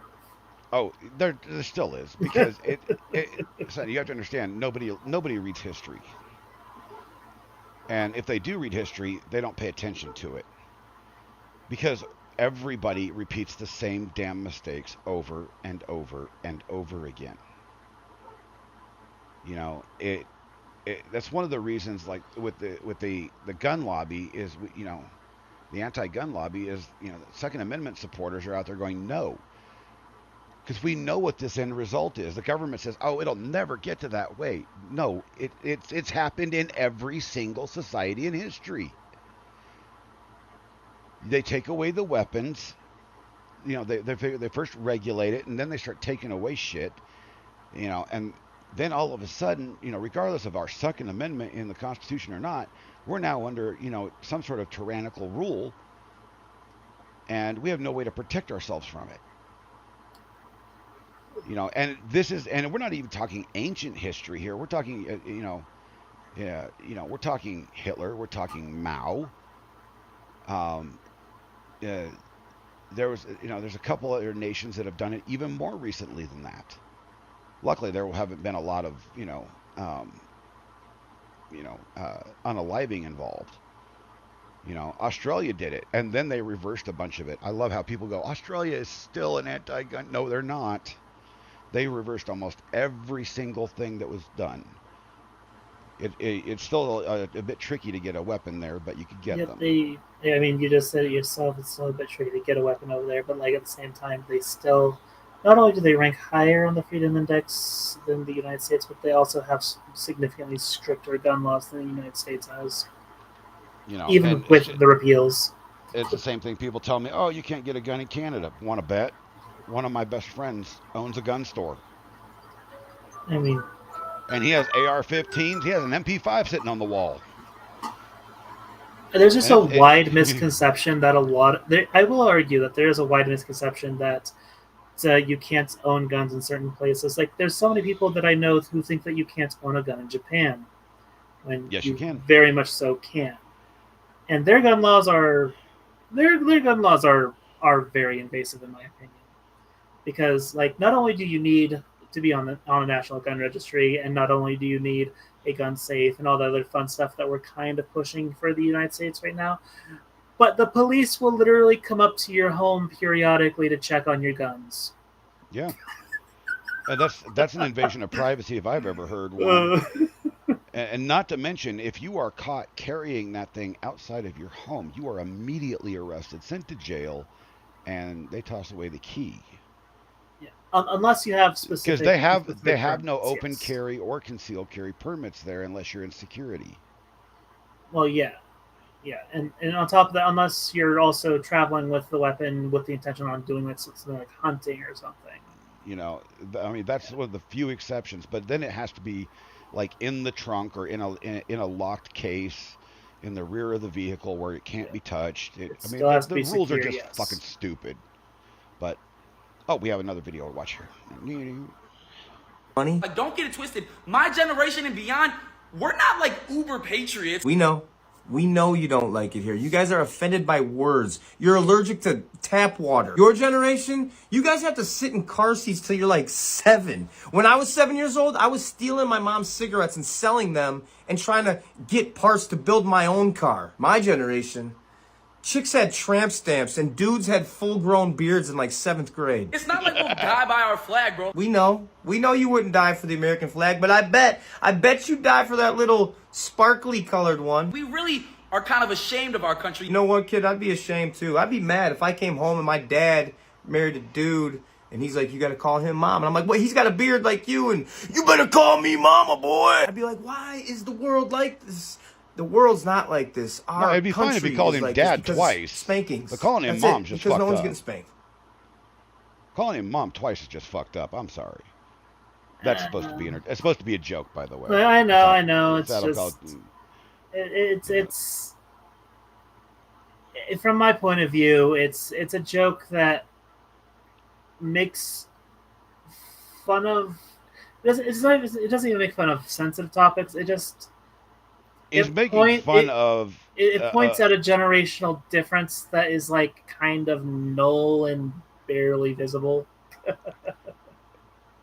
Well, I mean, it might be barely visible, but it's on social media all the time, and it's getting ridiculous. And on top of that, the comparisons of how he was doing things as a kid, and how like people by the time that they were already in like 7th grade already had full-on beards. That is, in my view, like I take that information with the things that I've learned previously about things. I'm just like, you okay? You have to understand something. We grew up, we were feral children. Your grandmother would throw, if I wasn't working, like during the summers, if I wasn't working, she would throw us out of the house, and I wasn't allowed to come back in until I had my chores done that evening. And the only time I could come back in was for dinner. We still drank out. It was still safe to drink out of a water hose back then. I don't know what the fuck is wrong with the water today, but it's still safe to drink out of a water hose. It's just definitely not recommended. But not according to the CDC. They go, oh God, you can't drink out of a water hose. Why not? It's water. It's It's the same. It's the same damn water that comes out of the tap in the house. For God's sakes, it I may mean, not that's taste good, but it's water. and that's the first and foremost point to make. And the second point, like the only reason to not drink water out of out of a hose is because of possible contamination from the hose touching the ground. You know. But that Oh, really all oh, depends on like oh. how well you keep up your lawn and if you let dogs or whatever And shit every on health it. professional on the planet still says, teach your children to play and eat dirt. To a Because it is the- to a specific degree within reason, yes. You know, it's the best way to The- build antibodies in your system. The And those you know, doctors are not telling you to go play in the cow pie. They're telling them to go play in the dirt.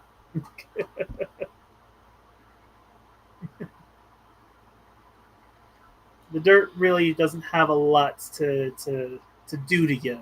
Well, meanwhile, the cow pie does.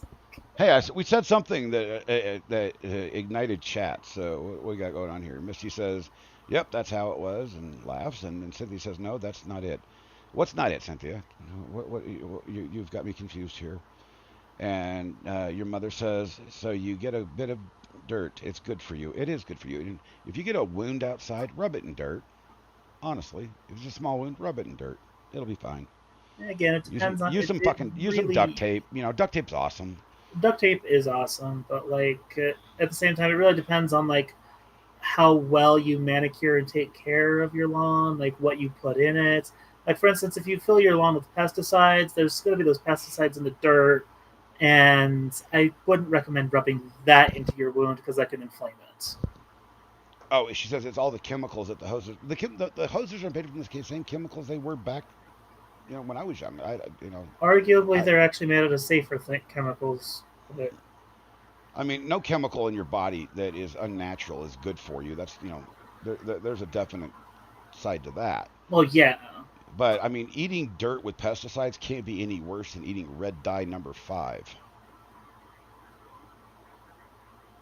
I mean, but yet we still allow it rather than doing things like what You England know, I was has actually done, going banning through a it. food list. I was actually going through a food list the other night. I was going to do this for a stream and I forgot about it, and I accidentally closed all the windows. I was going through all the countries, taking foods that are here in the United States that are banned across the world because they are not good for you. Yeah. And you know, that is a huge ass list. The American way of life is arguably, as far as dietary concerns are, the single-handedly worst worst way of life.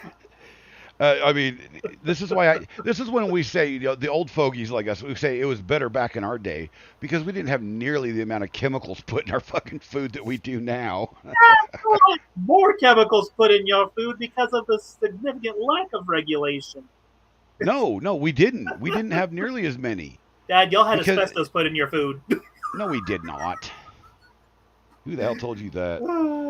I mean, you have to also remember that I grew up in a rural area, so most of everything was fairly fresh.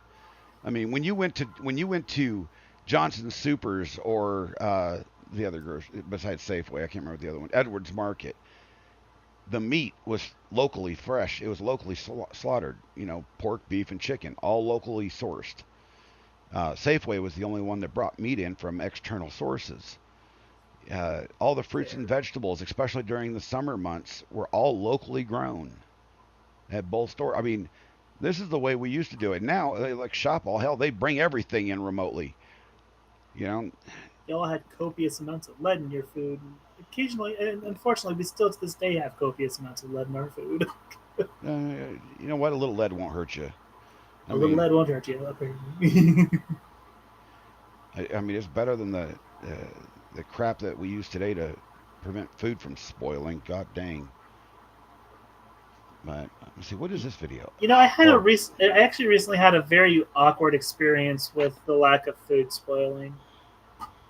Because, like, so I have this. So I recently started to help encourage me to do more cooking. We started to have some. There's some of those like subscription food boxes delivered to us. Mm-hmm. and one of them that we're going through is Good Chop. And this is not in any way sponsored or anything, but like I had a really interesting experience with my with the ground beef recently that they sent us Hmm. because I had took it out of the freezer and put it in the fridge with the intention to thaw it, proceeded to forget about it for 3 weeks,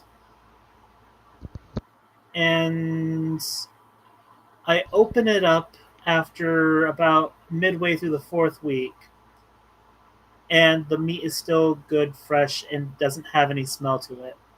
That's weird. It was the weirdest thing ever because I was expecting that thing to be very smelly, very rotten, and very throwawayable. That was yeah. Instead, that I would be weird. instead I ended up making some good ass spaghetti out of it. Oh, I wouldn't have eaten that. Oh no. It was still pink, still bloody, still good, I don't care if it's red, still pink or not. I mean, 3 weeks, that's a long time. Still, and it wasn't smelly. It smelled like beef. It smelled like how beef should smell. Yeah, your mom and I were looking at one the other day. It was $1.49 a meal per person. I was like, shit, we can't make food for that. And it was guaranteed fresh, no preservatives. I was like, sheesh. Yeah. Now, like, and so I'm quite. There's like I was very excited and happy to see that, but like the other half of the package, I don't know how good it still is, and I won't know until I fully open it. I would just throw that away because I mean that's just nasty. Let's see, what was this video? Oh, have you heard Eminem's new song? Which new song? He's had Houdini. Houdini, yes. So that's like the intro song to his very last album. He's trying to get himself canceled, right? I saw an interview. He says, "I'm trying to get myself canceled, and nobody can do it." So there's been a TikTok thing with all these, the generation below you. They're like, we're going to cancel because they're used to the ultra woke Slim Shady, Mm-hmm. and they're not used to real Slim Shady. So this was funny. TikTok. I am speaking for all the Gen Z on this platform. We are canceling Eminem. That's rich. You're going to cancel Eminem. Gen Z, the Tide Pod generation, the safe space generation, the generation who doesn't even know what the sunshine looks like, the generation who can't actually communicate with each other directly. You're going to cancel Eminem. You do understand that at this point in his life, if he's doing it, it's not for fame, it's not for fortune. He already has all of that. No, he's doing it for sport. And if you think that your threat of cancellation is going to cause him to shrink back down to wherever he was hiding out at, it's probably not going to work. You do understand you're not the first person in history to try to cancel him. I mean, I do believe the Clintons tried it as well in the late 90s, but they weren't very effective at it. Because you see, Eminem is much like the Hydra. You cut off one of his head and two more are going to appear. But the other thing that you haven't realized is he's probably the solution to many of your problems. Much like Sleepy Paramedic has probably told many people, don't fight the trach. You'll breathe better once it's down. Because you see, he may allow you to release some of those emotions that are stuck underneath of all of that. You're just not willing to take the pill. No, if I were you, I'd pick a fight with a much lesser being than Eminem. Especially on this go-around. Just a suggestion. I will not disagree with the fact that trying to cancel Eminem is stupid. That's like the dumbest thing ever because he'll just come back. I mean, he's going to drop his full album soon because he dropped the single Houdini, which I got to say, I was so happy to hear classic, Eminem. I was like, oh, God, that's awesome. I've been playing it like every day because it's just a good song. It really is. And But, the music video is even better. But it's like they tried to cancel Eminem multiple times, and the result of that was guys like, we just saw him, Adam Calhoun and Tom McDonald, and Jelly Roll, and all these other guys that are not classical rappers that just come out and, they give 0 Fs. They tell their, what they believe is the truth. and they sometimes they do an Eminem style and just say shit just to get people pissed off. I love it. No, it's quite grand. Like the whole thing is quite grand, and like I see. You see, the thing is that like I will absolutely also argue that Gen Z's cancel culture is a little awkward and weird. Oh, because like most definitely, they've never been able to cancel anybody. It's awkward, it's weird, and it's like sometimes you really wonder like why are they going after this particular person? Like, oh, because they don't like they actually spoke out about their politics and they don't like the flags, or they don't like that particular sandwich brand. I mean, like the one cancellation that I will not understand that unfortunately was actually successful to a degree was the cancellation of Lizzo. Oh, I could care less about that. The cancellation of Roseanne Barr was what pissed me off. And the cancellation of Lizzo didn't really piss me off. It was just so striking and random that one incident was all it took to get her off of her platform. Yeah, well, and it was awful. Yeah, just like Roseanne, during a comedy show, she used the N-word, and all of a sudden she's canceled. During a comedy show. And it's like, and yet today, there's white comedians everywhere using that word. I mean, it's a bit of an interesting spot as far as the language bit goes. I mean, when you start canceling people over language, you know that you've got a problem because your feelings are so butthurt that you can't actually live day by day. It's like the people when Trump, you know, if you remember when Trump first got elected, all the, you know, the especially the young ladies out there that were bawling their eyes out that Trump got elected. Oh my God, you know, we're all gonna die. No, nothing happened. I mean, now if Hillary would have gotten, you know, elected, we would all died. Just saying. I think that the upsetness from a lot of people during the 2016 election was less so from the fact that Trump won and more so from the fact that Hillary did win the popular vote. And so that was the expected outcome. And so to see that Hillary won the popular vote, but Trump won the electoral vote was a big shocker for a lot of people who were there to support Hillary. And why people supported Hillary, I will never understand. She's like the most evil piece of crap on the face of the earth. That woman is, I mean, I will vote in Joe Biden 4,000 times in a row before I'd ever vote for her. And I'm not going to lie. Everybody knows what I feel about Joe Biden. And I'm not going to lie. There was a reason why my very first vote that I was ever able to cast, from my point of view, regrettably went to Trump. You know, it's not even dealing with politics. Her personality alone is as grating as they get. It was just, ugh. Oh, what is this video? Oh, I think this is funny. And then, like, yeah.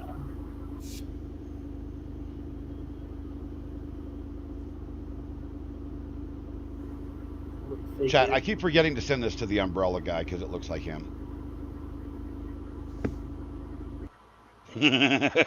That's cute. That's silly and cute.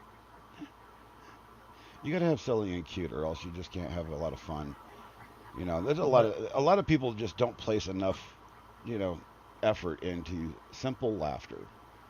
Oh, absolutely not. Without simple laughter, I wouldn't have survived this last few years. I will tell you, you know, it's an absolute must. You know. The asteroid that ended the dinosaurs was technically the highest ratio of killing birds to one stone in Earth's history.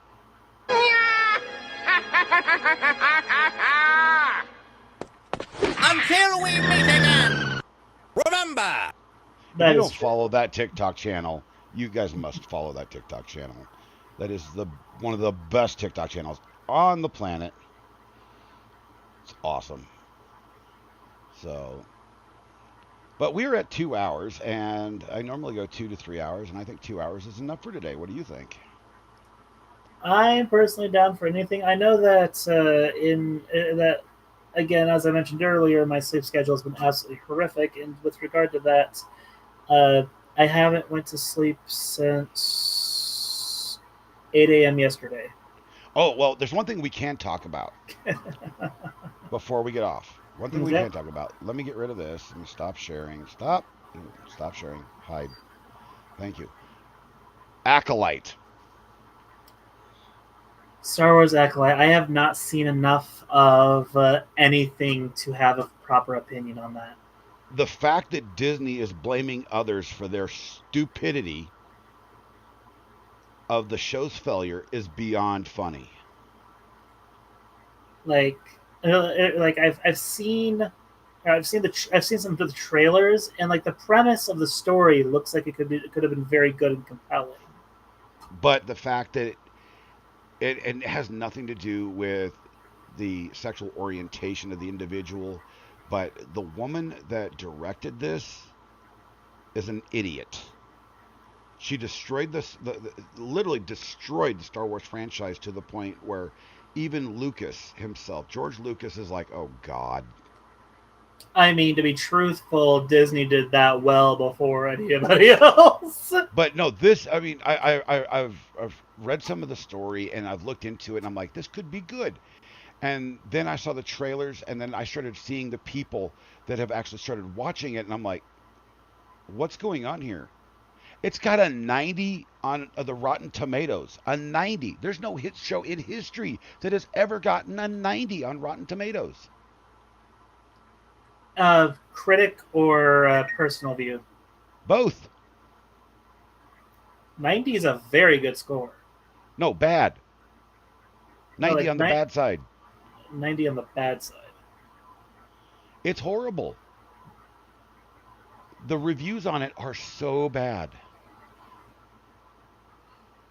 And it is actually that bad. I watched an excerpt on this morning that was in one of the Discords that I follow, and somebody had recorded it, and I said, oh, I'll take a look at this. And I watched about 15 minutes of it, and it was the second episode. And I'm like, oh my God, this is trash. The acting sucks. I mean, horribly. There's no direction. There's no emotion in it whatsoever. And frankly, it not to insult the alphabet community whatsoever, but there is too much gay in it. Way too much gay. There's a balance that needs to be maintained. And the whole series is literally engineered towards that small percent of the population that we were talking about at the first of the show. And it's horrible. It's like, why? How would you, Disney has not produced a single TV show or movie in, 4 years now that has made money. That's a stretch. Yeah, maybe it's 2 years. I don't remember. But the last 8 movies, I know at least the last 8 movies that they've made tanked horribly because there was too much woke in them. We're just talking about the word woke, and literally there is too much woke. You can't say this, you can't do this, you can't do that, and it had nothing to do with gender or sexual identity. It's like, what? And I think back to my youth. It's like, okay, I watch and I still love today Blazing Saddles. And to think that right now, if that would be remade, it would be a Disney property. Did you know that? No, but that doesn't surprise me considering like 90% of all media is Disney property anymore. Because Disney is the primary owner of MGM. And that scares the living crap out of me. I'm like, oh God. And I'm not sure how, things are going on other issues, but it's like, there needs to be a balance. You can't have, you know, I get it. You can't have one side, all the other. We have to be somewhat inclusive, anymore. That's perfectly fine. But it can't. The whole series can't start off like a freaking hentai. Something tells me that the series doesn't start as a hentai, and more so that there's just specific people being outraged by small specific moments that happen for maybe seconds because they perceive it as, oh my god, the agenda is being shoved down my throat, even though, again, it's just basic representation for 8 seconds of a however long film. Dom in chat says, why do people think Disney is something that should be saved and turned around? Why do people think the United States government is something that should be saved? Well, the government should be saved because it's the reason why we're here now, why we have the freedoms that we have now, initially. Now, it turned around into something bad. It needs to actually turn into something good again. Now, as for Disney, I don't think Disney should be saved because Dollywood was rated the #1 theme park in the United States, so Disney can go F itself right there. I'm just over here thinking, like, U.S. government saved. I would love to see any given government elect who actually properly drains the swamp without being a part of the swamp. Well, I mean, Trump was trying. He was a part of the swamp. That's why he failed. Well, I mean, when you become president, you end up being part of the swamp. When you become rich, you're a part of the swamp. That's one thing I will admit. Trump came in with literally, to say it the nicest way I can, he came into office in 2016 with delusions of grandeur, thinking he was going to be able to do this, that, and the other. And then when he finally got into the Oval Office and sat down with his councils, and his cabinet, and they said, no, Mr. President, this is what we can do, this is what we can't do.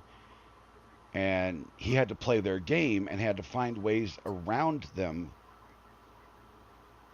to, to do the things that he did do. And he did them very well. The problem is that he ended up making a lot of enemies on both sides of the aisle doing it, because a lot of it, he used presidential authority, which he had every right to do, even though it wasn't the proper thing to do. So, I mean, our nation's in a balancing act right now, and it's going to teeter.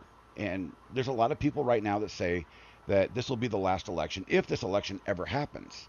There's still a lot of people out there because, what was it? I think it was Homeland Security or somebody warned a number of months ago that come, November, that there was the possibility of some sort of, something happening, like terrorist type thing. I don't know. I think that was mostly a call to be prepared for another January 6th event. But January 6th was not a fucking insurrection. I don't care what anybody says. If you watch all the videos, yeah, there were some bad actors there, but for the most part, the police let them in even before they started tearing the place apart. Yes, being trampled over is the equivalent of being allowed. No, they weren't trampled over. That's not what the videos show. Tucker Carlson released all of the videos. Tucker Carlson is probably the least reliable source available. No, you don't have to believe him. You believe what's on the video. Undoctored, there's 74 hours of video between all the cameras involved. And, I mean, like when that young lady got shot and killed by that cop, she wasn't doing anything. She was an innocent bystander. He pulled his service weapon out and put a bullet between her eyes. She was standing there. She was let in by the cops. She wasn't part of the ones that broke in. I'm very passionate about that because that was a travesty all around. And now there's a video of Nancy Pelosi going around that she admits that she fucked up. And I was like, it was done by one of her aides when they were driving her around to get her out of the Capitol. And, and she's like, oh, yeah, we got to take responsibility. And then she doesn't take responsibility. She's like, what, in the video she's talking about, oh, how come the National Guard wasn't there? And her aide said, we were offered National Guard. And Nancy Pelosi says, well, they shouldn't have been offered. They should have just been there. But she's in charge of Capitol Police. She was the speaker. That's her job. I don't think that Trump they ever- literally could not have put them in there without her approval, because in order for it's like, you know, it's like putting the National Guard into a county or a state. You know, it's considered even in our military forces can't be mobilized without state, or local approval on that particular area. That's the way our laws work.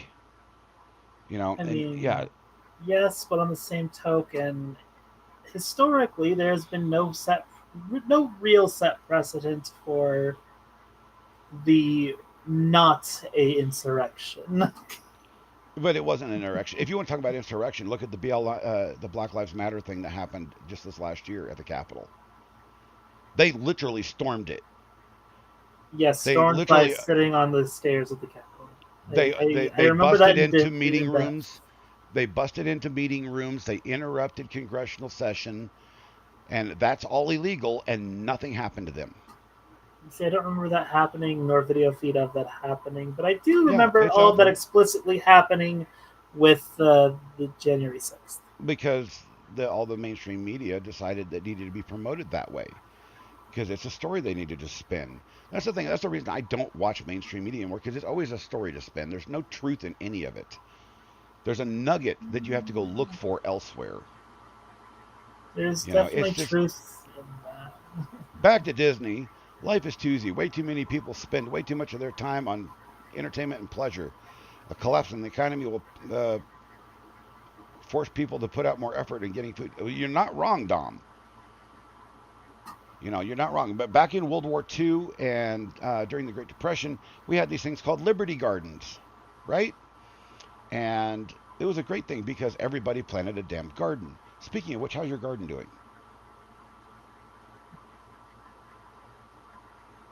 I think that the majority of people today are actually more so trying to spend their money to survive the current economic collapse. Not really. I mean, Dom's not wrong. I mean, I went through and because we couldn't afford it, I cut over $100 of entertainment out of our budget. I mean, I guess first and foremost question, with access to the internet, why are you spending over $100 on entertainment? You think about all the subscription channels that are out there.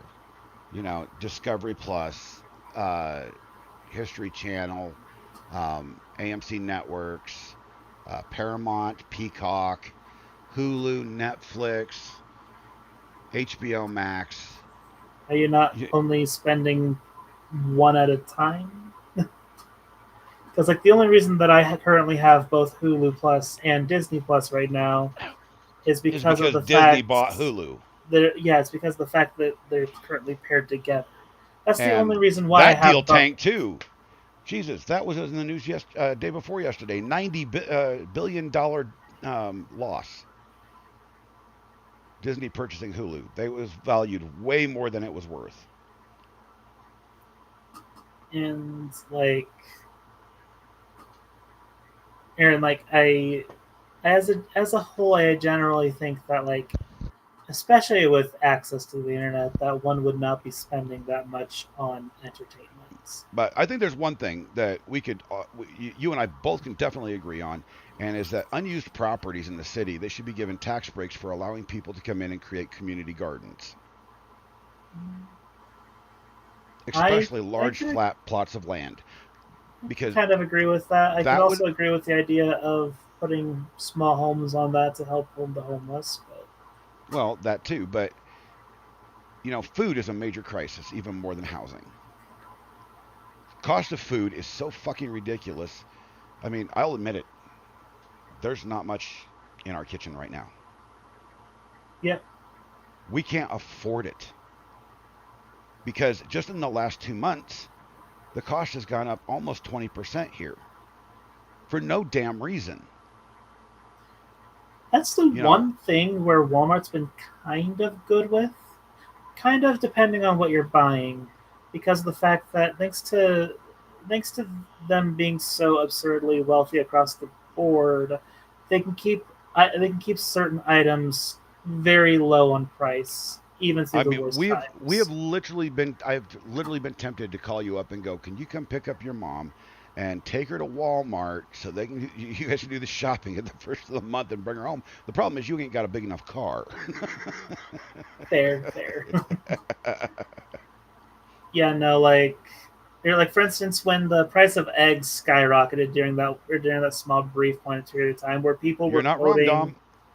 like where people were quoting, like, I think it was like something on the order of like up to $8 to $10 like carton of 12 eggs.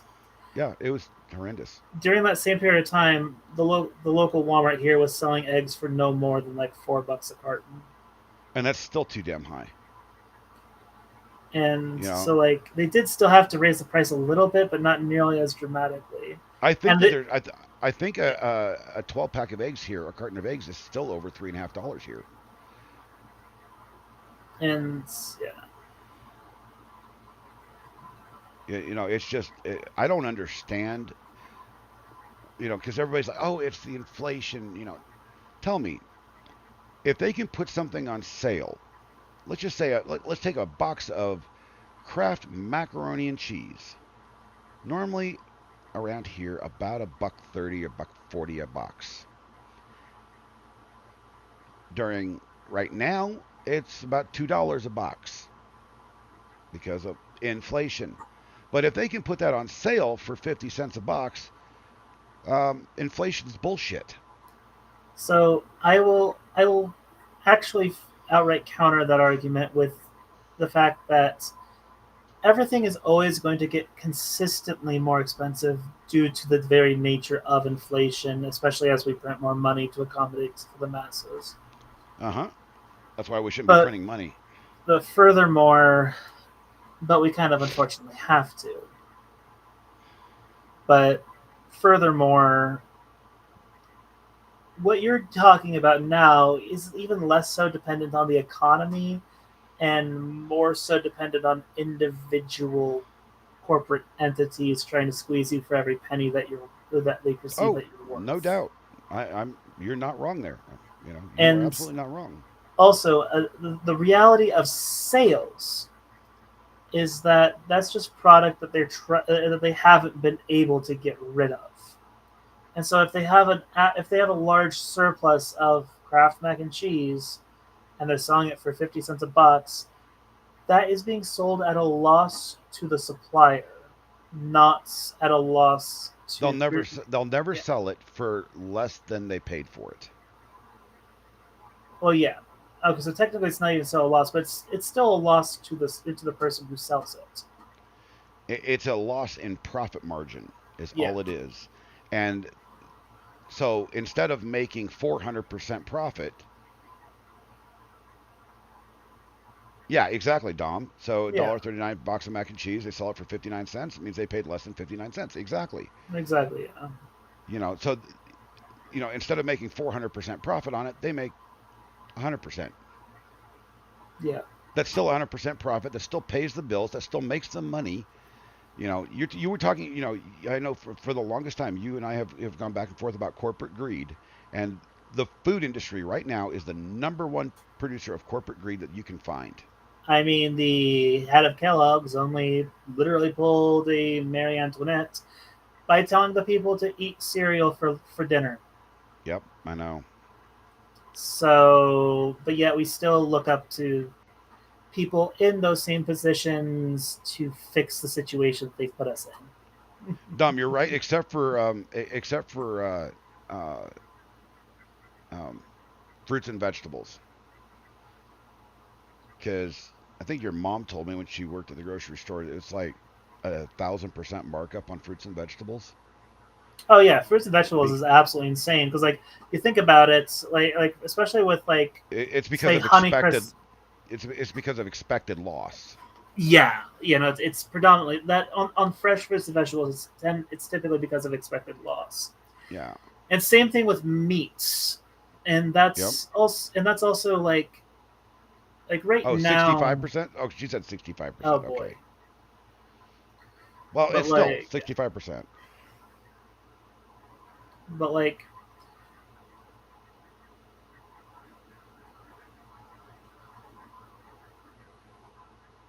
well, yeah, of course it's like. I mean, yeah, those are yeah. ideal. I mean, that's what I ran my shop at when I had my shop downtown. That's what I ran my rule. I had products that were 3% over price markup, 10%, and 25. I never went hard. Well, there was a few things that I did go higher than that, just because if I sold them any lower than some of the vape products that I actually used to sell, if I sold them any lower, then I would be selling them below market price. And with some of my distributors, they required me to sell them at a certain price. So.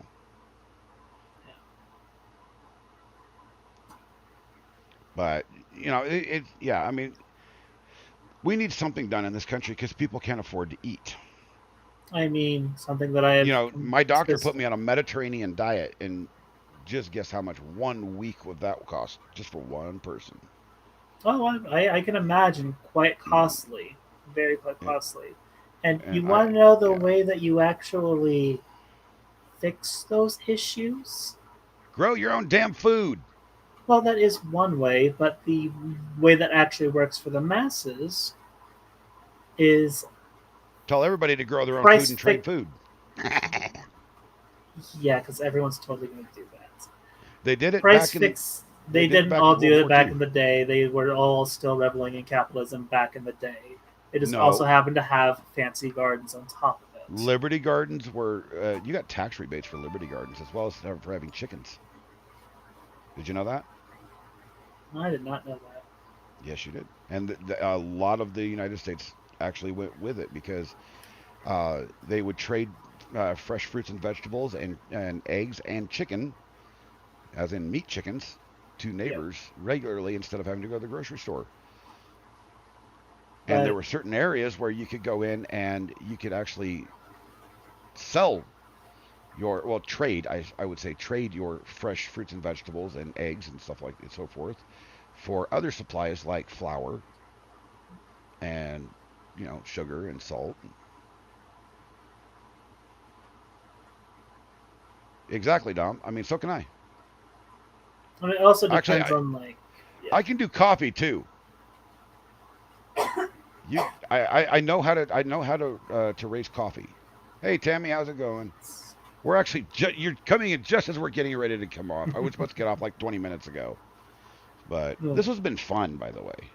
Absolutely, it has been fun. It's been pretty great. We'll have to get you used to this, and get your YouTube channel up, and get yourself out there. Even if you just do gaming content, like I used to do, like I kind of want to do. Maybe we can get together and do some games. That would be a cool, fun time. Of course, that'll have to happen until after I get at least my right eye done. I was told that once I have at least the right eye done, my vision will increase dramatically. So, and I am extremely excited to see that for you. So am I, because I'd be able to drive again. And anywho, you have a great day, kid. Yep. I will talk to you later, Dad. And all right. Thank you for having me on your show here. Well, now you're always welcome if you just want to pop in when I'm on, And you can always do me a favor and throw me the view when you see the notification come up says, your dad's live. Well, it says Captain Kern's live, but. Well, yeah. But anywho, you have a good one, and I will end the show here in just a second. Okay, in that case, I will head off for now, and I'll talk to y'all later. Thank you for having me on. Yep. That was my oldest son, everybody. I hope you guys enjoyed that. I mean, we're gonna try to do more of that. And I'm trying to get him used to being out in the public eye like that. Because, one, he's going to be a teacher. He's going to need to have it. Two, it's fun, and just being able to have. So if you guys don't understand. even just a year or two ago, my son and I'd never actually talked like that. Um, I had a change in thinking up here, and we used to argue and fight. Cynthia! Exclamation point Discord.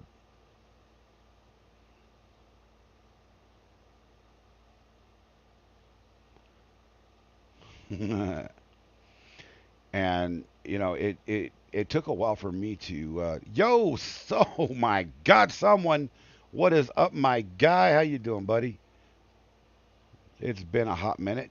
Everybody's catching me just as I'm trying to get off stream. Now I'm gonna stay on stream and talk to y'all because it's there. It's good in the hood, and he's still in the background. Watch this. Watch this. You're still there. Did he? Chilling.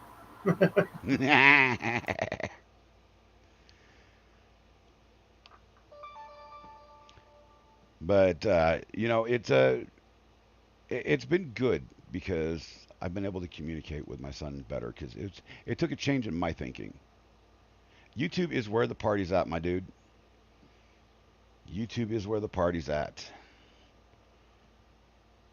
I stream over on Twitch just because it's still there, and it just gets the word out. And then I just try to bring everybody over here because Twitch and I don't agree with anything anymore.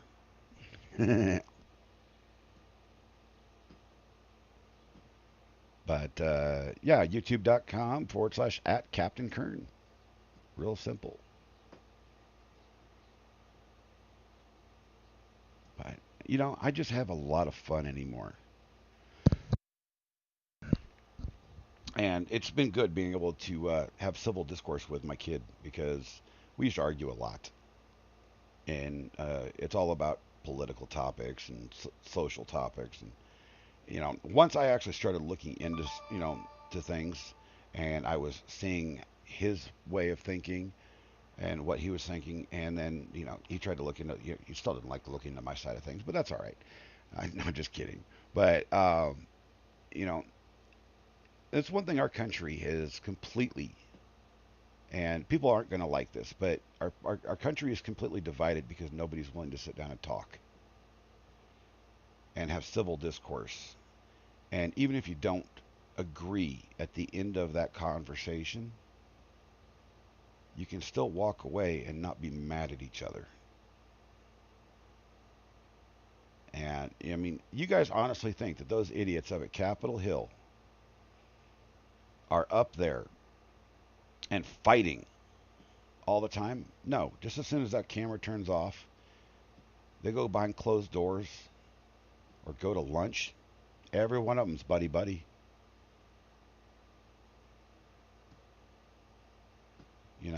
They don't allow discourse like to get to them. Some of them don't agree with each other. Some of them don't like each other. But, they don't fight like they do in front of public. And that's what we, the people of this country, need to stop doing, is we need to stop fighting. We need to start listening. Presenting ideas and countering each other's ideas and trying to come up with a general consensus that we can all live with, even though we might not all be happy. It's called compromise.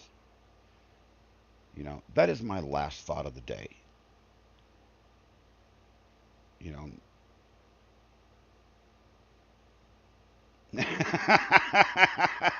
are not using Dunbar's number as a maximum travel size. That's funny. Oh, Dom, that's freaking hilarious. That was my last thought of the day, everybody. And, if you've enjoyed the stream, make sure you do me a favor. And I'm sorry to hear that, Tammy. When we don't feel well, we really don't feel well. Let's see, what is someone right here? Sometimes you can feel you're extremely correct about something without any doubt in your mind, and it takes listening to exactly, my friend. Exactly. That's what I'm saying. You can be absolutely correct, and you can have all the facts too. And then you listen to that other side, and you're like, oh, dang, maybe I should have listened the first time. And I harp on this a lot. Things were better back in the day, and I said this the last stream. They were. because people listen to each other.